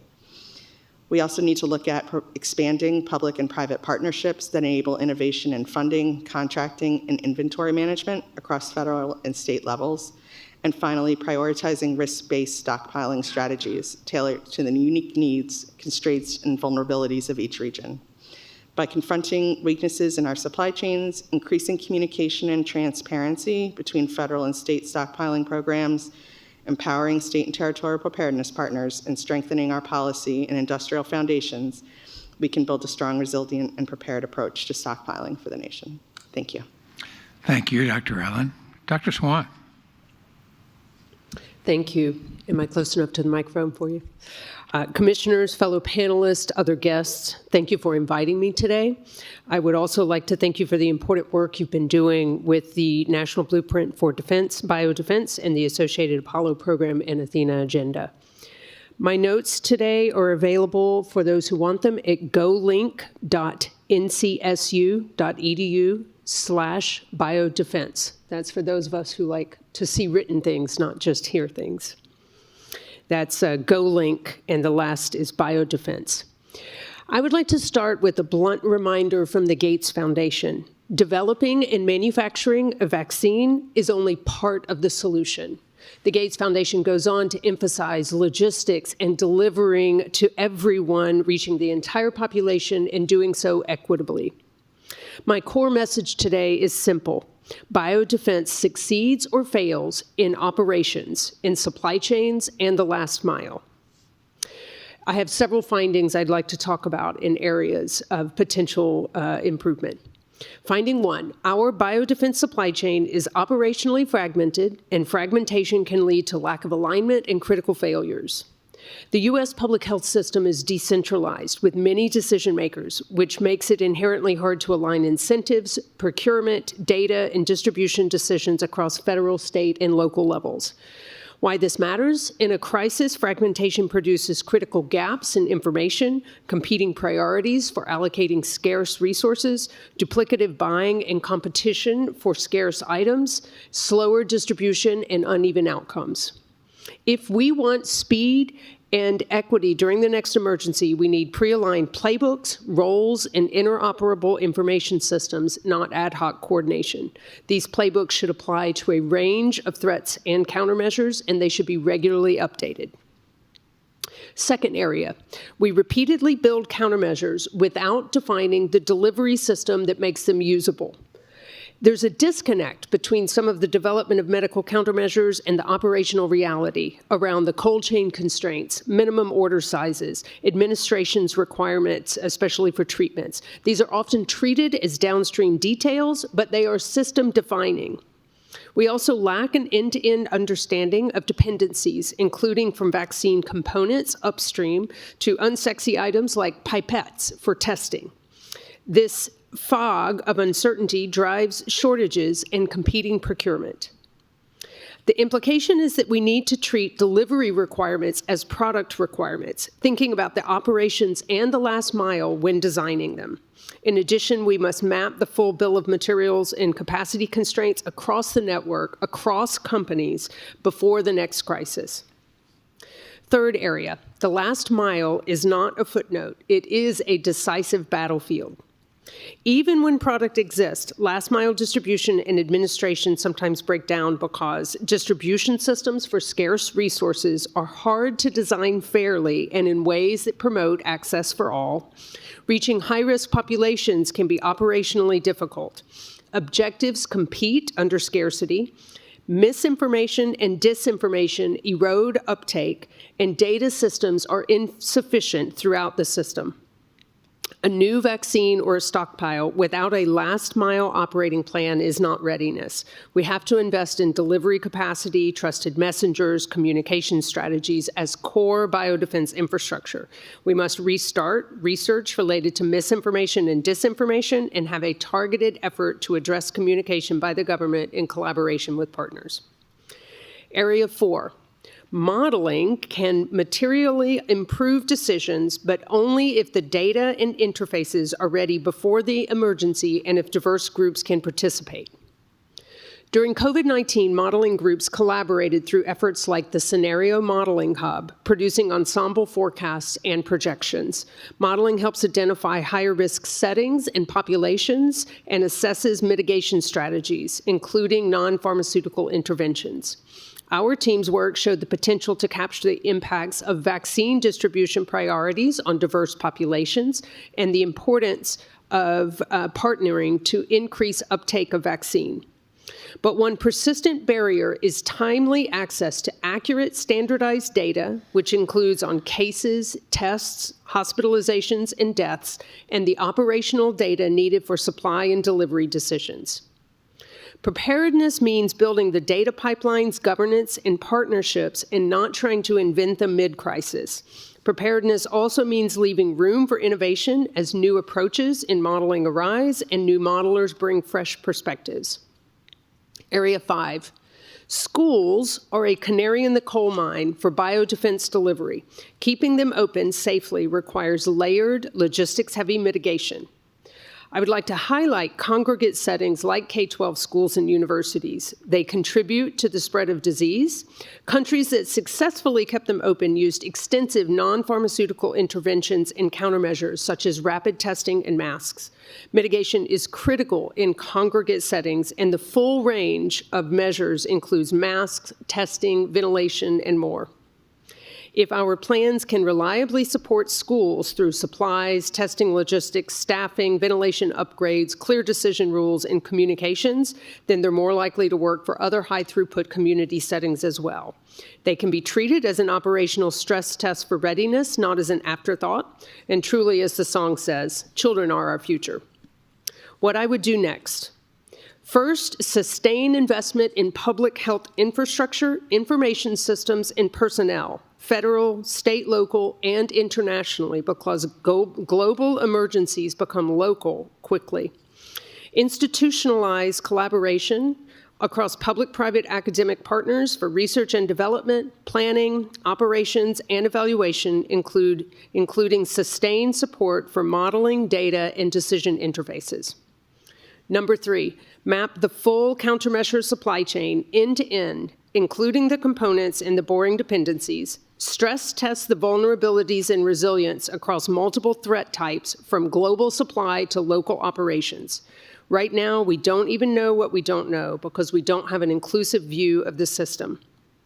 Number 4, plan explicitly for multiple subpopulations and delivery channels. This includes understanding exposure risk, transmission contributions such as congregate settings, and that vulnerability differs by pathogen. Schools and universities, for example, require layered mitigation strategies to prevent rapid spread. Number 5, fortify the last mile with communication and counter misinformation planning, including operational playbooks and research-backed approaches to improve uptake. We've shown that we can do remarkable things. It includes rapid development of safe, effective vaccines, massive scale-up, and millions of lives saved through medical countermeasures and mitigation.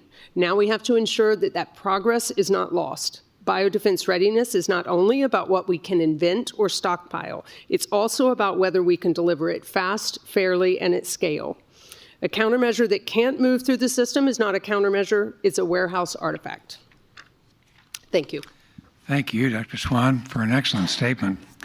I have some questions, but Don, I know you have a schedule, a tight schedule. Let me turn to you first for your questions. Let me ask whether there's a model state, whether or states that are actually doing this. I mean, I assume you'd say New York City at least is building the infrastructure, but when you look across the country, Alaska, Hawaii, who are beginning to do it right? I think there's a saying in public health that you've seen one state's public health system, you've seen one, and that's really it. They are extremely diverse in probably every form that you can imagine. New York City specifically has a level of resource that many states themselves don't have, and I think it's important to recognize that. But then I think they are also preparing for different things than some of our rural states are. And so looking at the differences in preparedness programs and the ability to respond is really looking at what are they actually planning to respond to. I think all states are really working quite hard towards really increasing partnerships, and I think that's become even more important in our resource-low environment at the moment. But I think that there is no one state I would point to. I think that they've all got different and unique aspects that they've been able to build up. And through ASTO, they are able to, we have the ability that we bring them together in such a way that their preparedness planners meet on a regular basis. There's actually a call this afternoon where they do share their resources and share best practices with each other on a routine basis. They talk about planning that they've done together, and they do look at the approaches that they can take regionally or even across the country in ways that they're able to support each other. Thank you. Dr. Swan, you're very rational. I can tell you're an engineer, a systems engineer.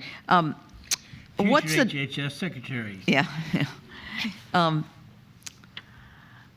If you had one recommendation, I mean, the system is so fragmented now, and we really don't have a system, an overall system. If you had one recommendation that would make a difference, what would it be? A data information system end to end. In the last pandemic, the federal government has visibility to when the product goes out the door at the warehouse centrally. And then there's a gap because there's no data again until it shows up on an administration, we've given this many doses out. And that's a gap of several days or more, and that's just one example across a wide range of things related to data and information. Mm-hmm. Okay. I yield back. Thank you, Donna. Well, let me just pick up with your answer to that question, because it seems to me that as we look at building an effective stockpiling infrastructure, my perception is that the two of the most important factors are a real emphasis on good communication and an extraordinary determination to find and build a distribution system, especially in the last mile. It seems to me that communication and distribution are essential. First, I'd like to ask each of you if you would agree with that, if you'd add something, and if so, how do we accomplish better communication and better distribution given the fractured system we have today? Let me begin with you, Dr. Swan. I think you're exactly right that communication is critical. And what we saw during the recent pandemic and in other settings is that misinformation and disinformation are rampant and are having significant impacts on our ability to mitigate biodefense threats across the board. We do know that trusted partners matters, and that is one element of communication, but I think that we do need to do more to actually counter the misinformation and disinformation that spreads quite widely.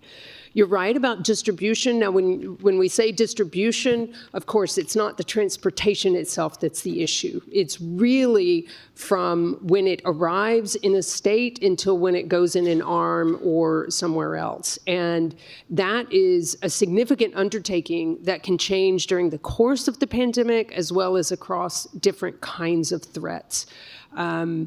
There's not just one solution to that. I do think that there's more than one, but I do think that partnership is an important part of that, partnership between public health agencies and hospital systems and private companies and others as they're trying to get the vaccine out quickly across a broad population.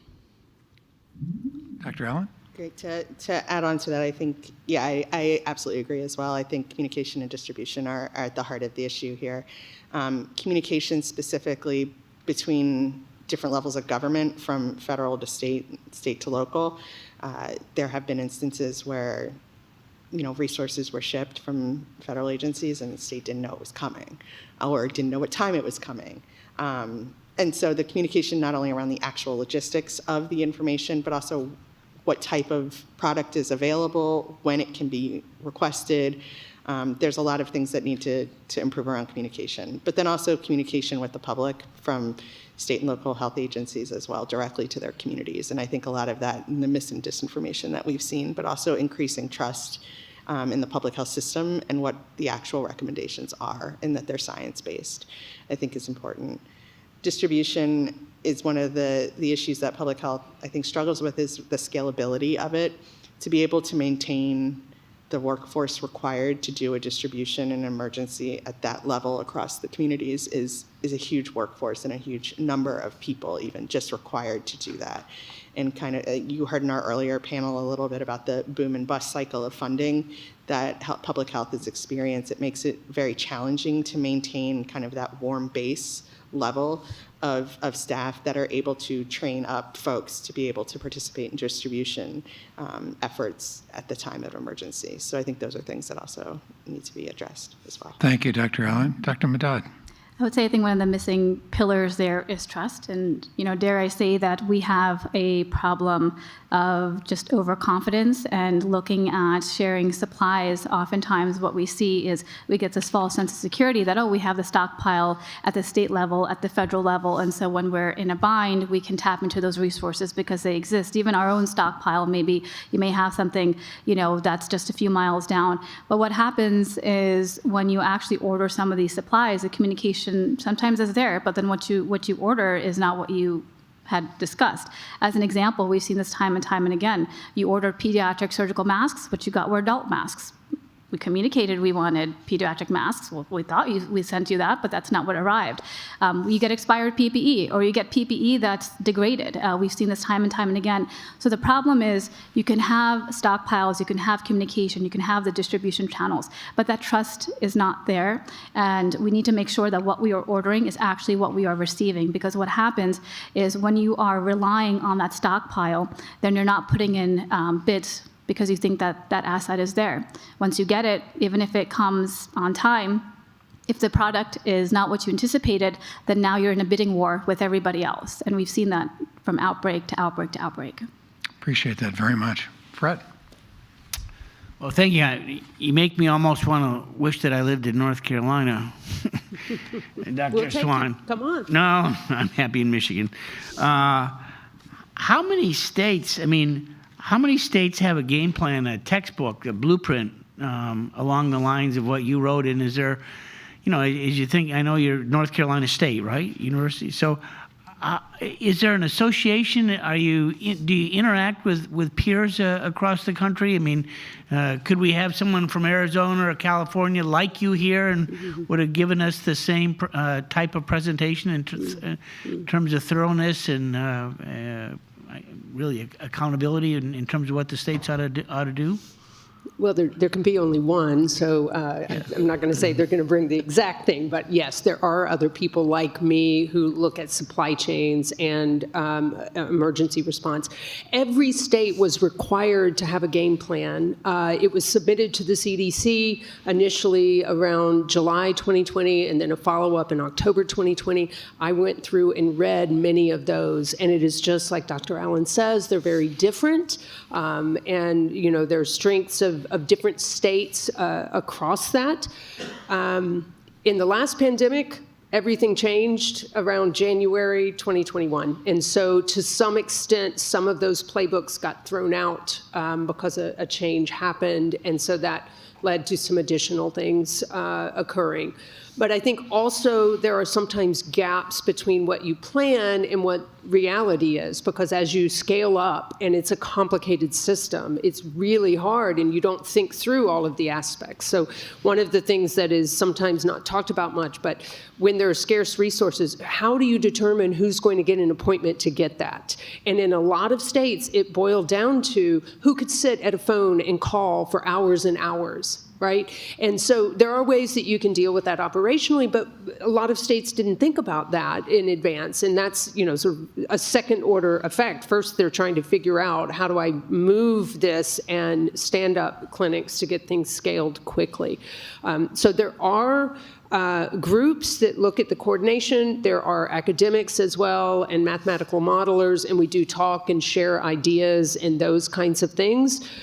There is sometimes a gap between what's being done, let's say, in academic or in states and what might be coming out of federal government. Certainly right now, we're at a unique time where the CDC has lost a lot of people, USAID has lost a lot of people. I do have concerns that we're at a point that's very different where we were a few years ago. Yeah, I would say, as I was thinking about your presentation on the communication side of things, I mean, I can remember everyone getting, in essence, almost a 3x5 card. It wasn't quite that big.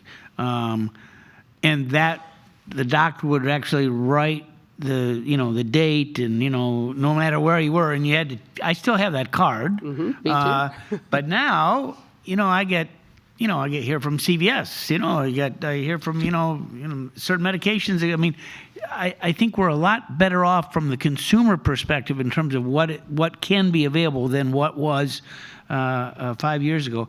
Question I have for all of you before I yield. So there's been talk about counterfeit equipment. Don and I had a brief conversation up here. It was like, how do you tell? I mean, that small print is there, and it's probably identical on whatever device it is. I mean, how do you tell that it's counterfeit until it doesn't work? I mean, it's almost impossible, I would say, right? For, as you generate invoices. You can go on Amazon and try to buy a ventilator. Yeah. Did you get it? It's already been delivered. It's already been delivered to your house. What's your means to try and figure that out to make sure you don't get ripped off? So I would say, at least for PPE, you want in healthcare facilities, you need to have it from an established vendor that's NIOSH approved, and there are websites where you can ensure that this particular vendor is approved by NIOSH, and they have to have a certain trademark and label on it. So, there are those specific types of factors, but is it 100%?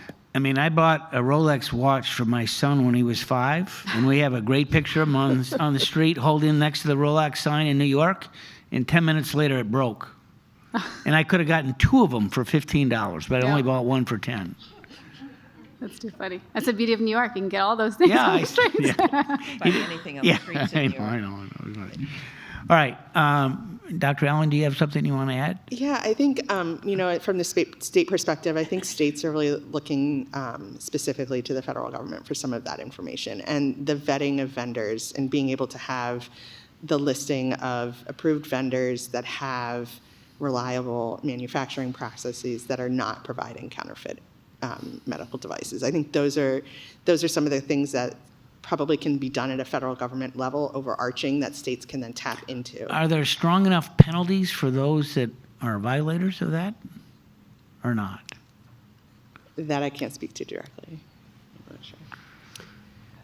I'd like to extend it to households, because if you talk about things like masks and rapid tests, every household should have a supply of these kinds of things during the pandemic. And so how do you make sure that those are reliable? I have my own tricks. I go in person to buy it from a CVS or other store. You buy it from a name brand. You buy it, there are all kinds of things. But I do think that we need to think about stockpiles that also get pushed out into households, that people are prepared there at that level. Yeah. Well, thank you. Anna? No questions? Jeff?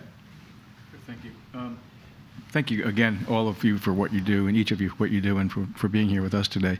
I think you've all made recommendations about things that the government should do, the people in this town and the Congress and executive branch. So my question goes to, have you made those recommendations to the appropriate players in the federal government? And if so, how do you do that? And particularly, I'm interested in, many of us would be because we've served in Congress. Do you talk to your local members of Congress about these kinds of recommendations and ask them to ask for their help in advancing them, either legislatively or in regulation or behavior by the CDC or whatnot? And what has that been like? So I do sometimes. I've gone in person to meet in people's offices. I've made phone calls on various types of issues, some of the ones from today, some other ones. I'm also part of some organizations that do some coordinated efforts to talk to various representatives at different points in time. During the pandemic, I also spent a lot of time talking with the media and writing op-eds and things like that, because that is another way of pushing the conversation forward and talking about what we should be doing. I'm sure that I should be doing more, and look forward to doing that. Our members, the state health officials in each of the states, really, we look to them to push information up through their governor, and then information through their state legislators or information that way. Across federal agencies, our team works very closely with folks in leadership at most of the federal agencies that are responsible for preparedness planning and health across the country. So CDC, we work very closely with CDC, other parts of HHS, ASPR. We do have at ASTO an amazing government relations team that works directly with members of Congress and folks directly there, the federal government as well, to ensure that the state health officials are able to link in directly with their members. Thank you. Yes, and I'll add on to that. I think one of the benefits in healthcare is we're also able to provide feedback on certain pieces of legislation, as well as any grant opportunities. So, for example, HPP, the Hospital Preparedness Program out of ASPR, I think it was last year or maybe the year before, they wanted to get feedback on the algorithm for funding, and I think there are certain other asks, and so healthcare systems are able to put together their feedback and share that directly with ASPR.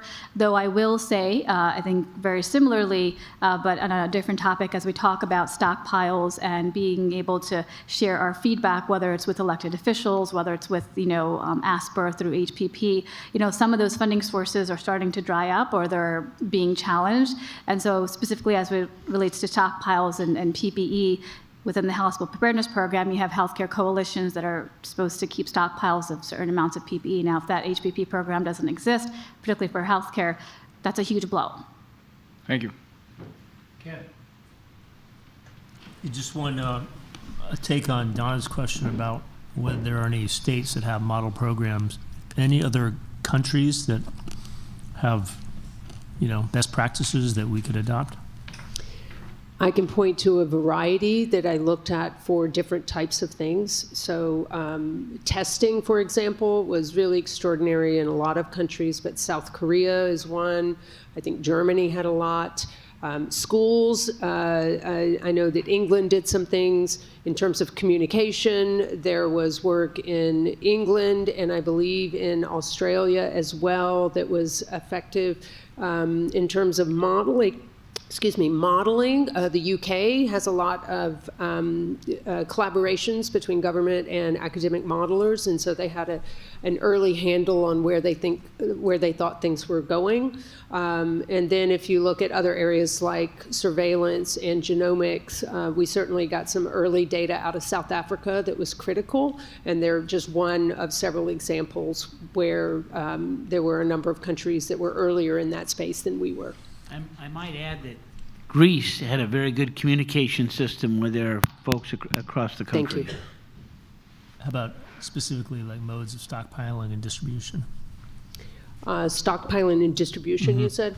Well, China has some effective strategies in that respect, both in terms of access to masks, but also in things like early procurement of the sterile glass vials for vaccine or rubber tops. I think that they were able to get out ahead of it, not just because of location, but because they're really coordinated in that way, and were able to get ahead of a number of others.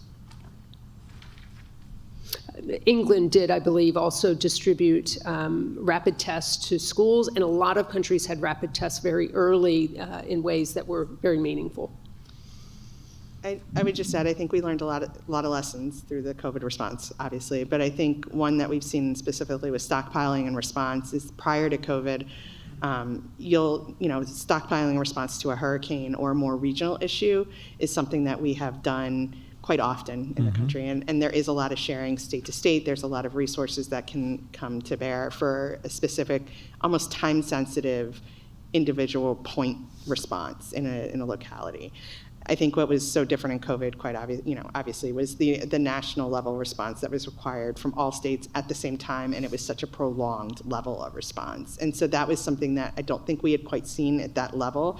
If you look back to H1N1, again, that level of the extended response and the lack of knowledge that we had in the very beginning about the actual pathogen, I think is something totally different. And so looking at how we can transition our stockpiling from being able to respond to those smaller point time specific incidents or regional incidents into really being able to cover the broad spectrum across the country at the same time is something that we have yet to really look at the actual full bear of the lessons that we've learned from COVID as a nation, and really do an intensive study on what went well, what didn't, and how we can start to move forward and patch some of the holes that were discovered through the COVID response. Okay, thanks. And I'll just briefly add, because I think what's really, really important is bringing in the human behavior element to all of this. And so particularly in New York City, when we had our first lab confirmed case March 1st, we all knew obviously it was spreading before then, but the first lab confirmed case was March 1st.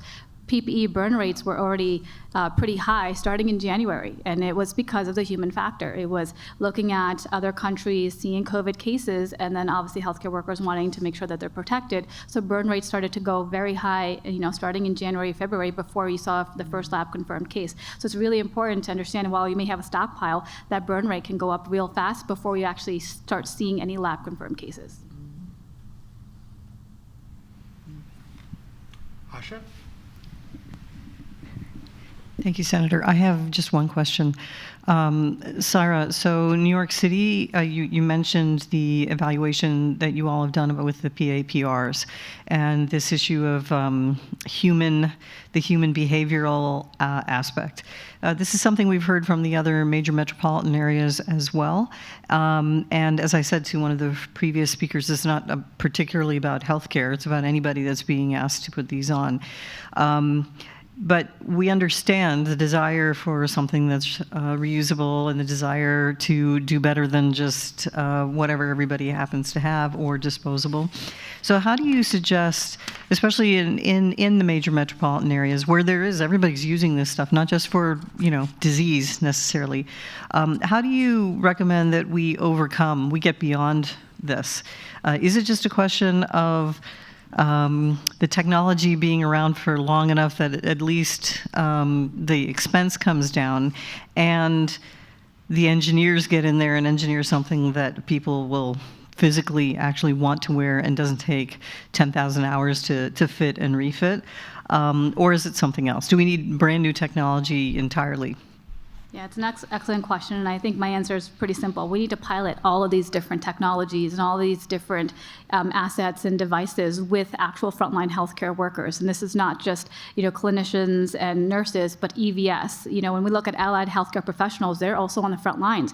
You have, I think data shows an upwards of 15 million allied healthcare professionals in the United States. This is your lab techs, your VAT techs, your X-ray techs, a clerical staff. All these individuals, interact with patients on an ongoing basis. They should be part of these pilot studies that we're doing to evaluate their comfort level, to evaluate is this something that they want to actually wear for long periods of time. And we see that sometimes, but oftentimes we don't.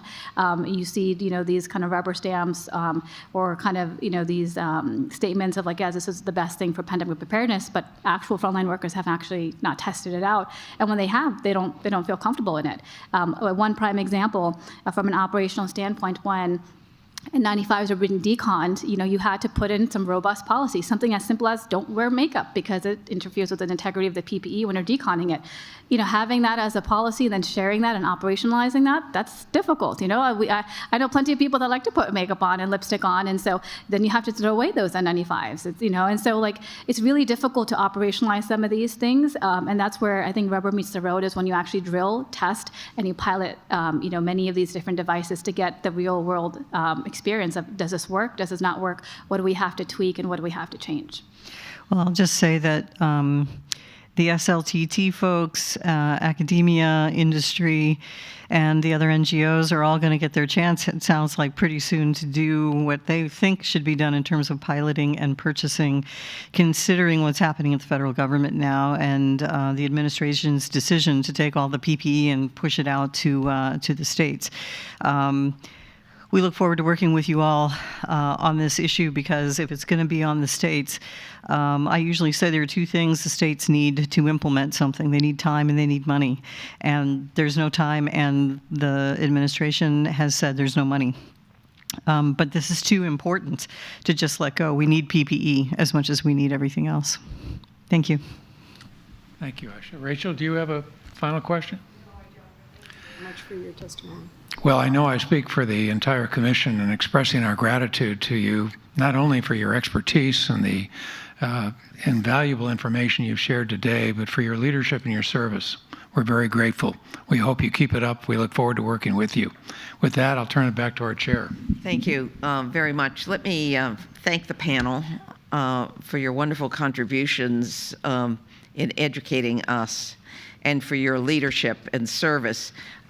And thank the audience and our team, our staff that has put this meeting together. we've been talking about the challenges at Hart about alignment, aligning federal strategy with state and local and tribal and territorial realities and the private sector, and aligning public health needs with industrial capacities, and aligning national security with economic security, and aligning peacetime policy with crisis execution. If we get those alignments right, we can reduce risk, we can shorten disruptions, and we can save lives. So pray for our country. Thank you very much, and happy holidays to everyone. Thank you. See you next year. Finished early. Thanks, everybody. Okay. Same to you.